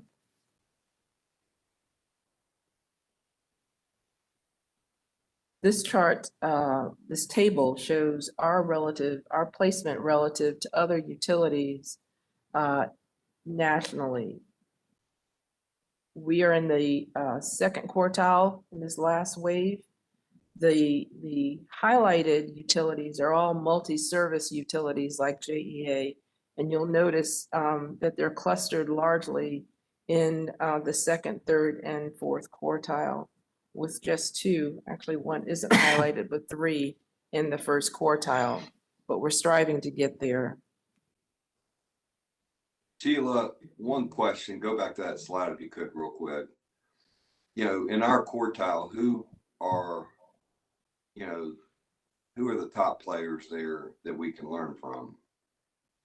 OUC for one in Orlando, Salt River Project for another. But OUC is a multi-service utility, and I think that's where we should focus our energies because they have the same servicing initiatives that we have. Have you looked at lessons learned of what they do well and what we could learn from? I have. It's a continuous process, Mr. Stein. It's a continuous process of learning and adjusting based on what we see from that utility and others. I'm Bobby. I'm not Mr. Stein. Okay, Bobby.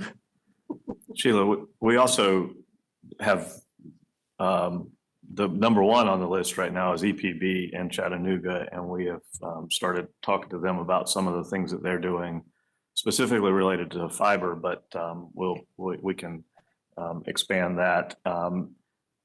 I do think it's important. The multi-utility aspect of this is something important, and it is easy to use it as an excuse, but the impact is, and you'll see this sometimes in comments on social media and other places where someone will say something like, I used to live in, and they'll give a city, and that city has electric only.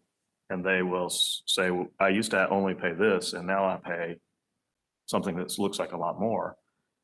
But they get one bill with water, sewer, and electric on it here. And in that location, they had a water bill, sewer, maybe a water, sewer, and electric separate. And that becomes one of the challenges. So I think it has always been interesting that those multi-utilities tend to congregate on the lower end. And I don't know if that's all the reasons, but that's part of the reason. It's a much more complex business to operate, and the impact to the customers is different. And so we won't use that as an excuse. We won't use that publicly as an excuse. Every once in a while, I use it as an excuse in my head. So, No excuses. yeah, thank you. We're striving for first quartile placement. We've been there. We're going to get there again. When you look at the next slide, you'll see how we're performing relative to the industry, and in every driver, we're at or above the industry average. The trend is headed in the direction that we would like to see. We're continuously improving and working every day to better our last performance. I want to highlight a couple of areas that we've struggled to outperform other utilities, and the first one would be corporate citizenship.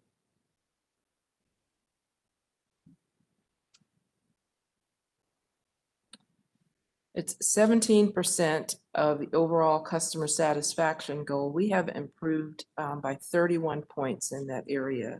And you can see where we perform relative to the specific questions.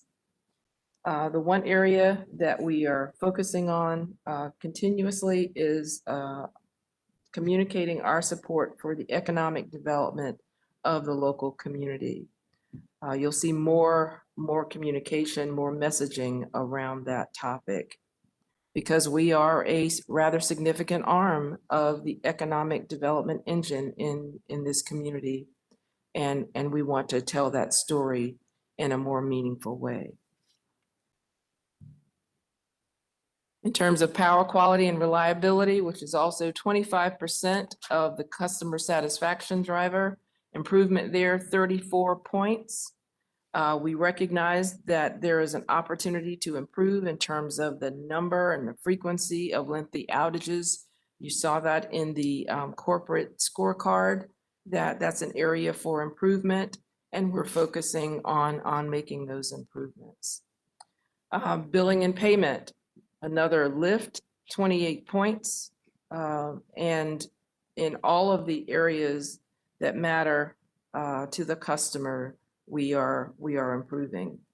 You can see the chart on the bottom that shows the billing and payment attributes and how we rank relative to the industry. Higher on clarity of information on the bill, reasonableness of the billing cycle, variety of methods to pay, and ease of paying the bill. And then I'll close with these last two slides, again, just sharing the improvement year to date and the work that we're doing to continue along that trend, that track. The next slide is the awareness of the utilities' efforts to improve the impact on the environment. The overall industry, there's a 42% recognition of those efforts. JEA is 51%. So we are above the industry average in terms of our customers' recognition of our efforts to improve on the environment. The next one I spoke about a moment ago, and that's the customers' belief that the utility supports economic development. The overall industry is at 32%, but 47% of our customers recognize our efforts to support economic development. And that's an area that we're working to improve even more. To tell our story, there are many ways to do that. We send email messages to customers, local media, social media, word of mouth. So highlighted on this slide are some of the many messages that we've shared with our community. The vaccination event held in honor of Dr. Haley was widely publicized. The rebates that customers can earn on efficiencies, and then how we're preparing for storms. If you watch local news, you'll see there are several ads that are airing now on our Restoration 1, 2, 3 process, and that's how we will restore power if a hurricane happens. We want to educate the community. We don't want a hurricane to happen, but if it does, we want everyone to know that we're ready and we're prepared to respond. What questions do you have for me? It's like you've made real progress since that dip. Our employees have been working really hard and focusing on our customers. Right. I think that's a key part on this, how we improve lives and build community and what the ways that we reach out. One of them is employees. We have not, back to David's topic of strategic culture, we have not done a culture survey or a employee engagement survey yet. But we measure, maybe not with numbers that we can report, but we measure that satisfaction and people are there. And we have had, one of my favorite stories since I've been here is when we started making some of this improvement, and I got an email from an employee who said that he was now proud to wear his JEA shirt in public again. Our employees are the experts on everything that's going on within JEA. If they don't like it, then it's very hard to overcome any kind of a number. And the support that they gave over the last several years was important to the overall outcome. And they are important to this, not just in being sure that water is delivered clean and that electricity is delivered reliably, but also in just the attitude of how they treat people, the courtesy and respect things. So thank you for that. I do have a comment and a question. First of all, Jay doesn't want to hear this, but only from the vantage point that I was one of those customers in the Mandan area who experienced an outage on Sunday. He probably hates the idea of having someone at this table experience an extended outage, which we did, but it was 5 or 6 hours. But what was remarkable was the response time, both in the context of communicating through the website and online. I mean, on my phone. My neighbor was calling and was getting a response, and even got a call back reporting the update on the outage. And online, it was updated regularly. So I did appreciate that very much. And I think that does speak to the fact that you understand and appreciate the importance of communication in that process. I do have a question with respect to the prospect of an energy rate hike coming up. What will that do to the customer satisfaction rating for the next quarter and probably the first quarter thereafter? And how do you anticipate for that? Well, we fully expect that there will be some impact from the rate increase, just the news of the rate increase, even though for our customers, there will be no effect from it. But the news of the rate increase it impacts the customer's perception of JEA overall. How will we counter that? We'll continue to deliver service excellence, talk about the value that we provide, and continue to help our customers to save wherever possible. I'd encourage you to give us cheat sheets. I received an email this morning from and all 19 of my colleagues, 18 of my colleagues did as well, already talking about JEA being out of control, quote unquote. Sure. So having us to have those talking points, because invariably we will hear from those folks and we want to make sure that we can give them your message correctly. And so I appreciate that kind of support. And to the board in particular, I'm going to take one of Julie's slides that she's going to talk about in a moment on our fuel rate change. The point that when we have rate increases, it has a potential negative effect on J.D. Powers does not mean that we shouldn't have rate adjustments and changes. Over the course of the last 10 or 12 years, there's 5, 6, 7 more times where we have been able to provide a rebate to our customers on our fuel charge. And when we did that, we saw a bump up in our J.D. Powers survey results. That's not what's driving our business. Transparency, clarity, and accurate rates is what we're trying to achieve. And anytime we've been able to give a rebate, it is because we had overcharged for a period of time beforehand to build up that in our customers. And so it becomes a challenge for us to communicate clearly on what the rates ought to be and should be, and setting fair, appropriate, accurate rates and being clear about it, even the changes that we made to the capacity fees.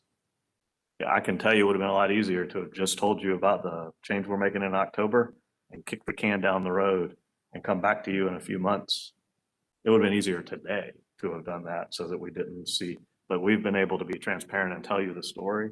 And in the long run, that's going to provide better service, I think, to our customers. And then that will translate to J.D. Powers. It's not about the numbers. The numbers are the outcome. So, but the other point that should be made, Michael, is that, we're spending $500 million a year keeping this infrastructure at top in class. And those are a lot of jobs, and that it does make us, on the forefront of municipal utilities. So, what John said earlier is for 10 years, we hadn't raised electrical rates and water and sewer longer than that. I just think if we want to be a first rate utility, we can't underestimate what it takes, the infrastructure it takes to do that. And we're still very competitive in the industry. Bobby, I do appreciate that. And I support this and I understand it completely. But as we saw in our last experience, the city council is pulled into the fray. We need to be prepared to respond to these questions as they come forward. So that's really all I'm suggesting and making sure that we are communicating. No, you made a great point. Providing us the opportunity to do that. Yeah, no, you make a great point. And we see you guys as partners, and we've got to get bullet points that communicates that. But I just think it's important to note the amount of infrastructure we're putting in place, the amount of debt we paid down, and got to look at this holistically. And what you're asking for is what we need to do is give you bullet points when some of these issues come up. Yes, thank you. Thank you for asking for that, because that's why you're here. And if we don't arm you with it, we really just throwing away a wonderful opportunity to get our word out. Thank you. Thank you. I also, in my impassioned plea of transparency and open and honesty, realized that 2016 was the last time we had a base rate change. I've been saying 2011, and I got very excited about it, but it's really 2016 is still a long time. We did it with a fuel rate change at the same time, so there was no impact to the customers. But anyway, it's still been a while. We'll be open, transparent, and get all the information to all of you as we move forward. So sorry about that. Well, and there's been a pattern of delayed increases or rate changes. The last time I was on this board, we hadn't raised rates in 15 years, and we did it then too. So, my commitment as finance and audit chair is we're going to look at rates and structure, regularly. And it's easier when it's a small increase than when you have wait 15 years and it's a large one. So, Jay and I have talked about that. That's going to be a regular conversation as we go into different budget cycles as well.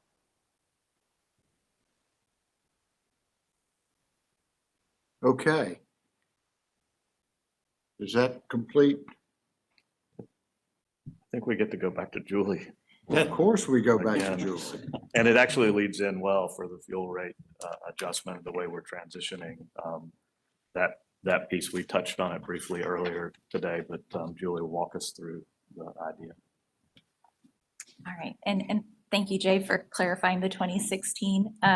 That was along similar lines as to what we're doing for fiscal year 22, raised the base rate, lowered the fuel charge. I believe 2011 was when total bills went up, so that's my mistake. But today we would like to discuss our electric fuel charge that is passed on to customers and our strategy on recovering fuel costs going forward. This is a busy chart, but it does reflect the history of the way JEA has collected for fuel expenses and the ways it has changed. The blue line represents the fuel charge in dollars per megawatt hour and the change over time. In 2005, the fuel rate policy was established, outlining the rate would be calculated annually. Later, when an overall pricing philosophy was instituted, it was further defined to be set on a 12-month projection. Then in 2007, it was established that the rate could be reset when actual costs exceeded plus or minus 10% of projected expenses. Moving through the timeline, you can see a fuel rate stabilization fund was established to mitigate intra-year fuel expense swings, as is reflected in the green bars. There was also a period of time, as Jay mentioned before, when JEA provided fuel credits to customers when the balance grew, as shown in the orange bars. In 2013, the pricing policy was modified to include a target balance for that fuel rate stabilization fund of 15% of the greater of the maximum 12-month historical fuel cost or the projected 12-month fuel cost. The balance grew, as you can see, to a maximum of $180 million in 2016. In 2018, after several years of large fund balances, the pricing policy was modified and set the target for the fuel rate stabilization fund balance to 15% of the greater of the maximum fuel cost in the preceding 5 years instead of the historical highest ever or the projected fuel expense. The fuel charge will be lowered $2 a megawatt hour to $30.50 effective October 1st. In the months since this rate was recommended, fuel expense forecasts have increased. Current projections result in the fuel stabilization fund falling below the target before the beginning of next fiscal year and drawing down to zero mid-year. Staff has discussed adjusting the fuel charge more frequently, eliminating the need for the fuel stabilization fund. This recommendation still needs some exploration before an official recommendation is made, and staff will come to the October Finance and Audit Committee with proposed modifications to the pricing policy and fuel charge calculation. Until then, the fuel rate stabilization will be out of the pricing policy target as the lower fuel charge will draw down on the balance. There's a provision included in the resolution that's attached to the board documents acknowledging this plan to be out of compliance with the pricing policy. And with that, I'm happy to answer questions. Julie, what do the bond rating agencies prefer that we do? That is a great question, and I'm not sure if they have a preference as to the methodology, but I do know that they look to our metrics, so they are still keeping an eye on our liquidity and our ability to react when expenses change. Joe, do you have anything to add to that?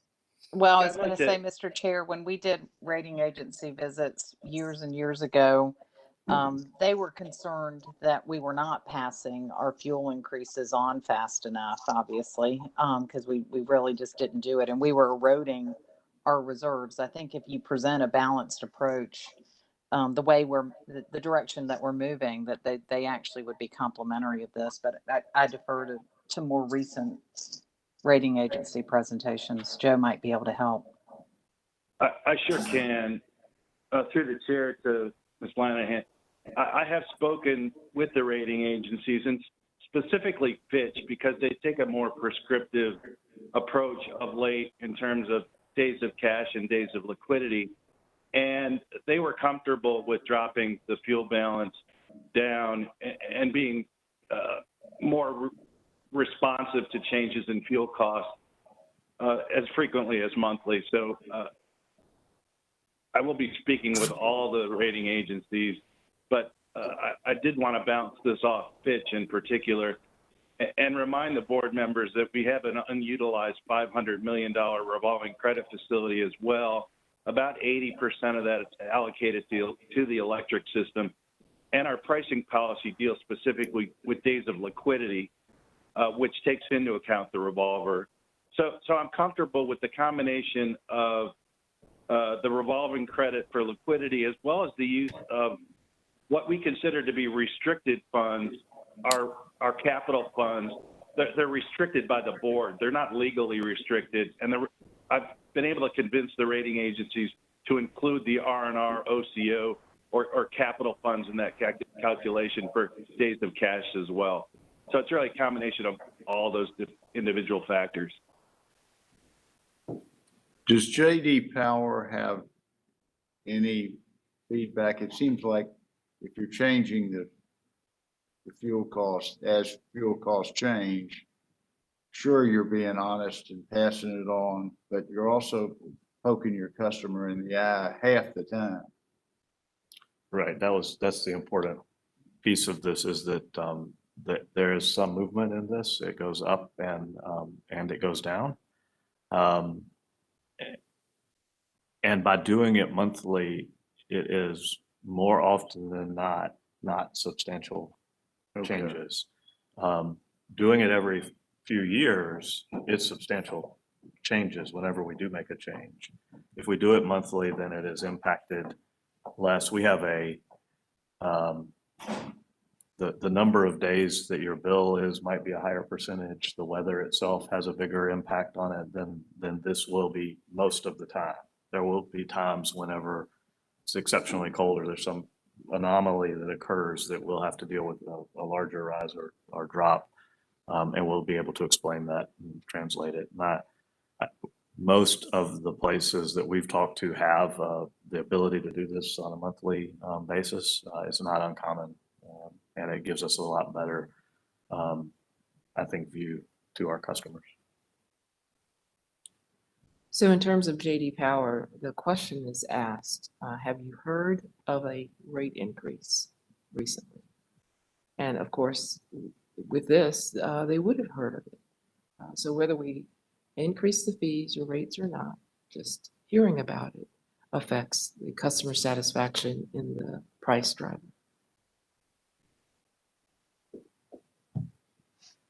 Okay. Other questions of Julie? Julie and Jay and Joe, thank you. I think that slide of the history of what the board approved was to satisfy my constant question. So I'm going to print that out and I will never ask it again. Thank you. Are you sure you want to say that? I did what said the history. I said I wouldn't ask a question about the history. No. Okay. Joe, can you take us through a Vogel update? I sure can. I'll spend a couple of minutes doing that, Chair Baker. Good morning again. As Jay has stated previously, there remains a good deal of risk to both the cost and schedule to complete Vogel Units 3 and 4. Last month, Southern Company disclosed an additional $1.1 billion construction cost increase and several months of additional delays. What does this mean to JEA's power purchase agreement with MEAG Power? JEA also quoted an additional $112 million to MEAG's Project J cost, which is the power purchase agreement for JEA, bringing that total to just over $3 billion.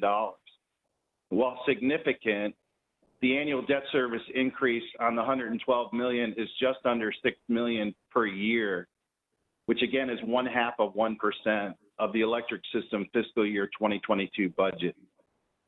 Every dollar, as Jay pointed out, is significant to us. We will look to manage O&M, our debt costs, obviously. Bobby raised an extremely important point earlier about the debt reduction associated with that base rate increase back in 2016. Beginning in early 2017, the electric system, bulk power, and St. Johns River Power Park has early retired approximately $450 million of debt. So, and we continue, including $104 million earlier this year. So we are doing our damnedest to prepare our balance sheet for taking on this PPA when these units come online. With respect to next steps, MEAG will be providing us with an updated financial model in mid-September to include the impact of the Georgia Power VCM 25 filing. That's Vogtle Construction Monitoring Report, VCM 25, on the increased project cost. Our leadership will tour the units 3 and 4 construction site next month. Further, Jody and I will provide a deep dive presentation at the October board meeting. Just to give you a little more context around that 2016 base rate increase, we were contemplating these units being online in June of 19 and June of 20. And obviously we're about 3 years beyond those dates. So in the meantime, we've been reducing debt and looking for opportunities to control spending in other areas. So with that, I'll be happy to entertain any questions that you may have. Questions? Mr. Chair, just a comment. And again, I apologize, my usual venting when it comes to Vogtle. I guess the good news is the financial impacts aren't as bad as when you first look at it. So Joe, thanks for explaining that. But I just got to tell you, I'm concerned about this death by 1,000 cuts that seems to be going on with this whole thing. And again, I know there's not much we can do on it, except I think it's great. There's going to be a visit next month up to the plant and really just voice our concern and our disappointment, the ongoing project management nature of how this is being executed, and just let them know that, you know, we are concerned about it, and I think it's safe to say we expect better performance from these folks who are managing this darn project, and we see no improvement, and almost sort of implies that they have I think a lackadaisical attitude, because it is what it is, but we need to make sure they understand it's not acceptable from our point of view. Yeah, Joe, let me ask you a question, and I'll follow up with my thoughts. Yes, sir. Yeah, how many, once this is fully operational, 3 and 4, what's the megawatt power we'll get from that, number one? Then I have a statement on number 2. It's 206 megawatts of output, and that assuming a 90% capacity factor, which the Chinese units are performing at actually a higher capacity factor than 90%, but using 90%, it's about 1.624 million megawatt hours. Yeah, my statement is, you know, I give Jay a lot of credit and John a lot of credit for, you know, putting the focus, but I just want everybody to think this is, you know, a large percentage of our assets. If it's $3 billion, it's a significant part of the assets of JEA. And the more focus we can, you know, put on this to make sure we have understanding of where the situation is, number one. Number two, what our alternatives are as we go down this path. Because I think it's understandable that you guys have managed the debt situation very well. But if we go past the end of next year, this thing gets significant. And I think we should be, on top of this with alternatives. Bobby, I think that's really well said. And I've heard the rating agencies say that our obligation to buy the power is equivalent in their mind of debt. That's correct. At the Finance and Audit Committee, could we look at a pro forma of our balance sheet with this treated as debt? And hopefully then we'll have a game plan of how we get it into the area of reasonableness, that where the rating agencies won't freak out when we put $3 billion or whatever it is on it. We'll look into how best to show that. Okay. And that's part of the next 2 or 3 steps is the visit to Vogel with MEAG. And I misstated, it's not an asset, it's a PPA. I just wanted to. Correct. Right. Yeah. So it is, but that's important because the PPA and the contract that PPA is under constrains us on our ability to do some of the things that we would be able to do if it was another structure. But I think it's also worthwhile and helpful that in the October meeting, when Joe and Jody are reviewing not just the current situation, but we'll go back in time and show the history on how we got here and what the impact of absolutely the death by 112 million cuts is important. But it's also important to remember the decisions that were made and some of the things that have occurred. And I'm not defending anything, but a Westinghouse bankruptcy impacted this dramatically. The Fukushima change occurred, the floods in Japan that affected the way we build and design. So there's been some other things that have driven some of this, and it is 3 years behind schedule, and it is over budget, and we have to be able to respond to our customers and show it on the book. So we'll get all of those details. And going forward, the October will be the deep dive, and going forward, there'll be either a verbal or a written update for you each month instead of the shorter versions that we've been doing the last few months. And to Bobby's question, we've disclosed, Bobby, $725 million of principal payments over the 20 years, because remember, it's styled as mortgage style payments over 40 years. I've tried to make the point to the rating agencies that they ought to look at that 725 as our obligation. And they've largely come back and said, no, we're going to take half of the debt that MEAG's issued, or just call it $1.5 billion.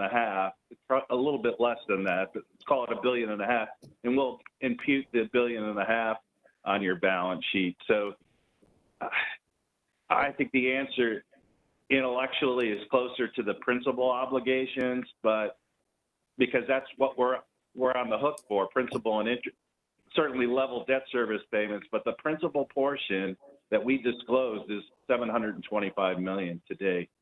But my point is, look, we can't, and I think it's important to understand the past, but we got to make sure that if there are some more stumbles that we're on top of it. And I think Jay and John, I mean, what I understand from Jay is Joe DeSalvo is going to take a lead from the board's perspective, which I think is a fantastic thought.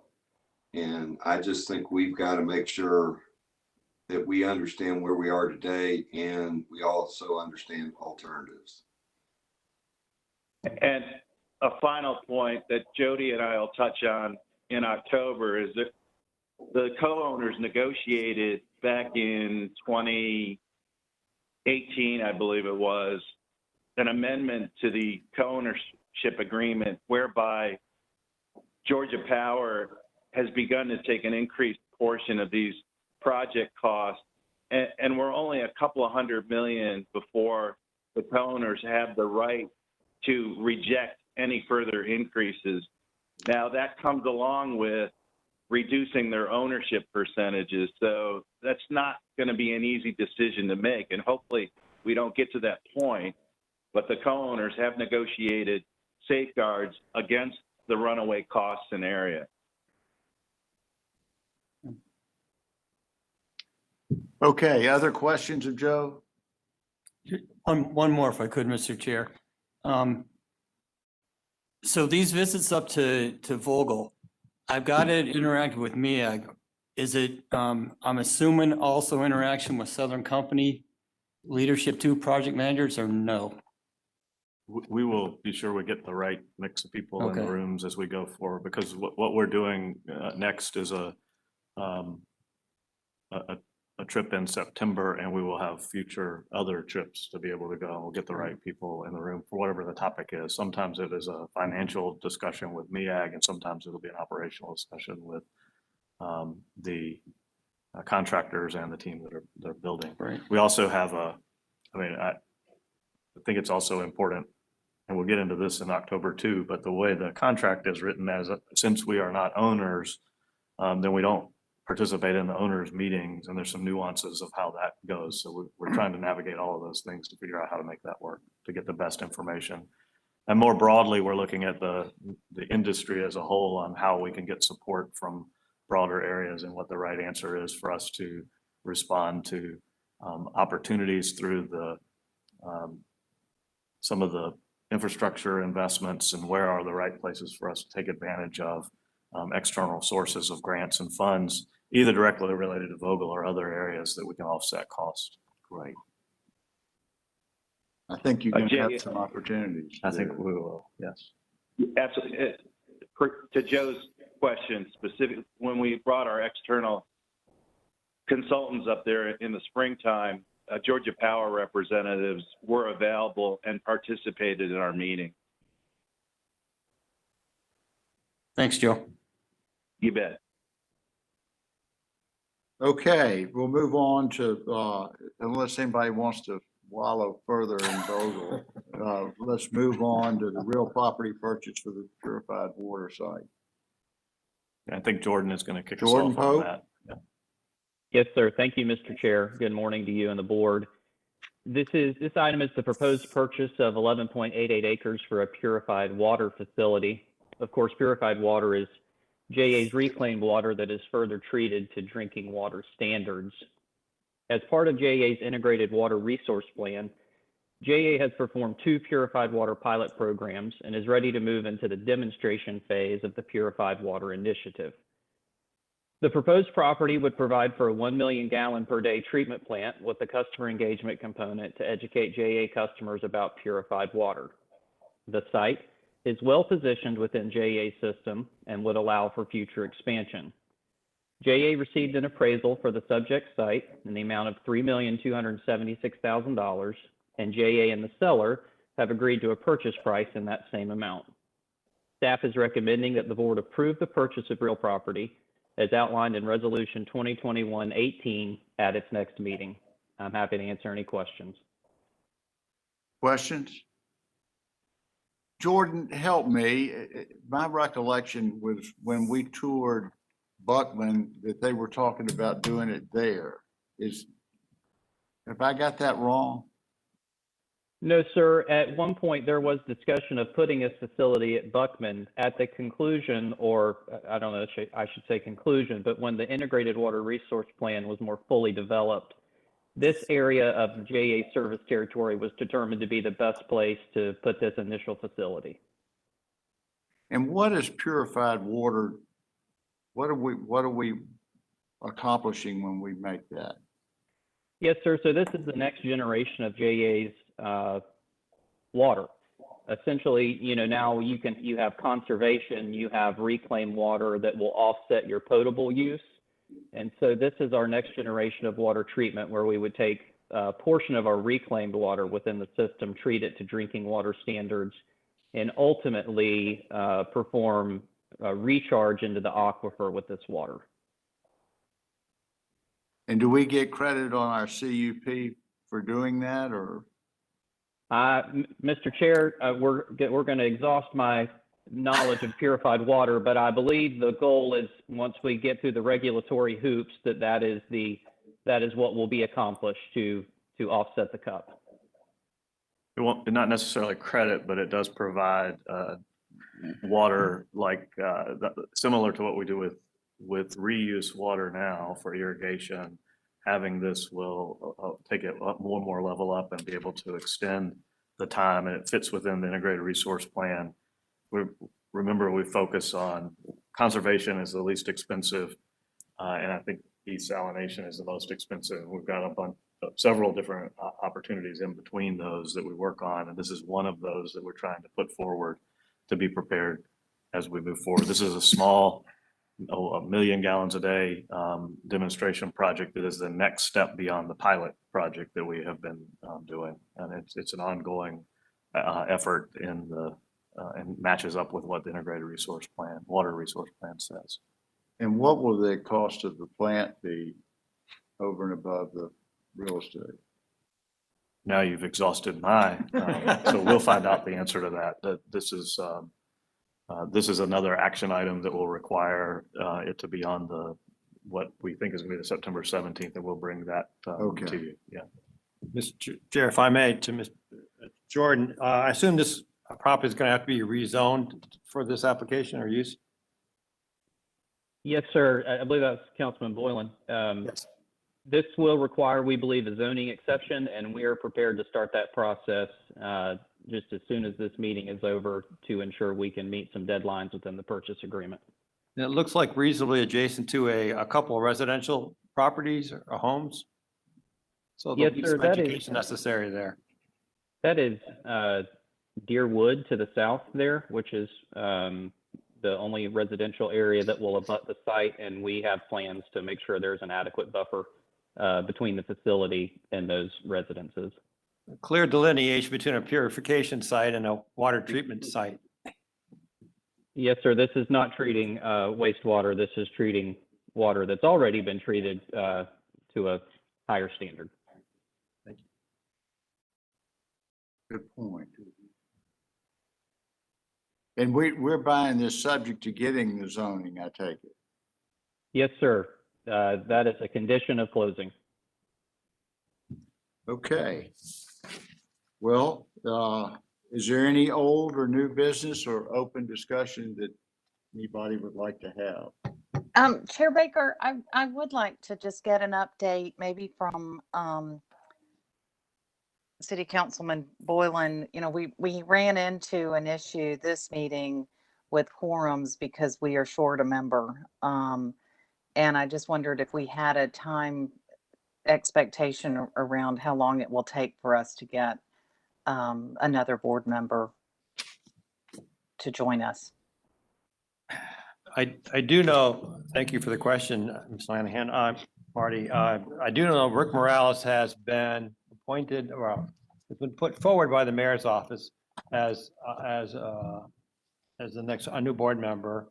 And that process will probably, I've got a meeting with him next week to have a conversation about it. So I expect within, and if we look at this as an emergency situation, it might be a good idea for us to try and move it forward faster. Typically, it's a 6-week to 8-week process, as you know. But maybe what we can certainly do is move it forward as an emergency so we can turn it around in 2 or 3 weeks. I think that's advisable if we can. That'd be wonderful. I'll work on it. Thank you. We have some board members that are jet setters, and it's very difficult for them to be in Jacksonville. Now, wait a minute. I've had one vacation all year, and here I am. I call it I'm just kidding. Nobody could ever criticize you three.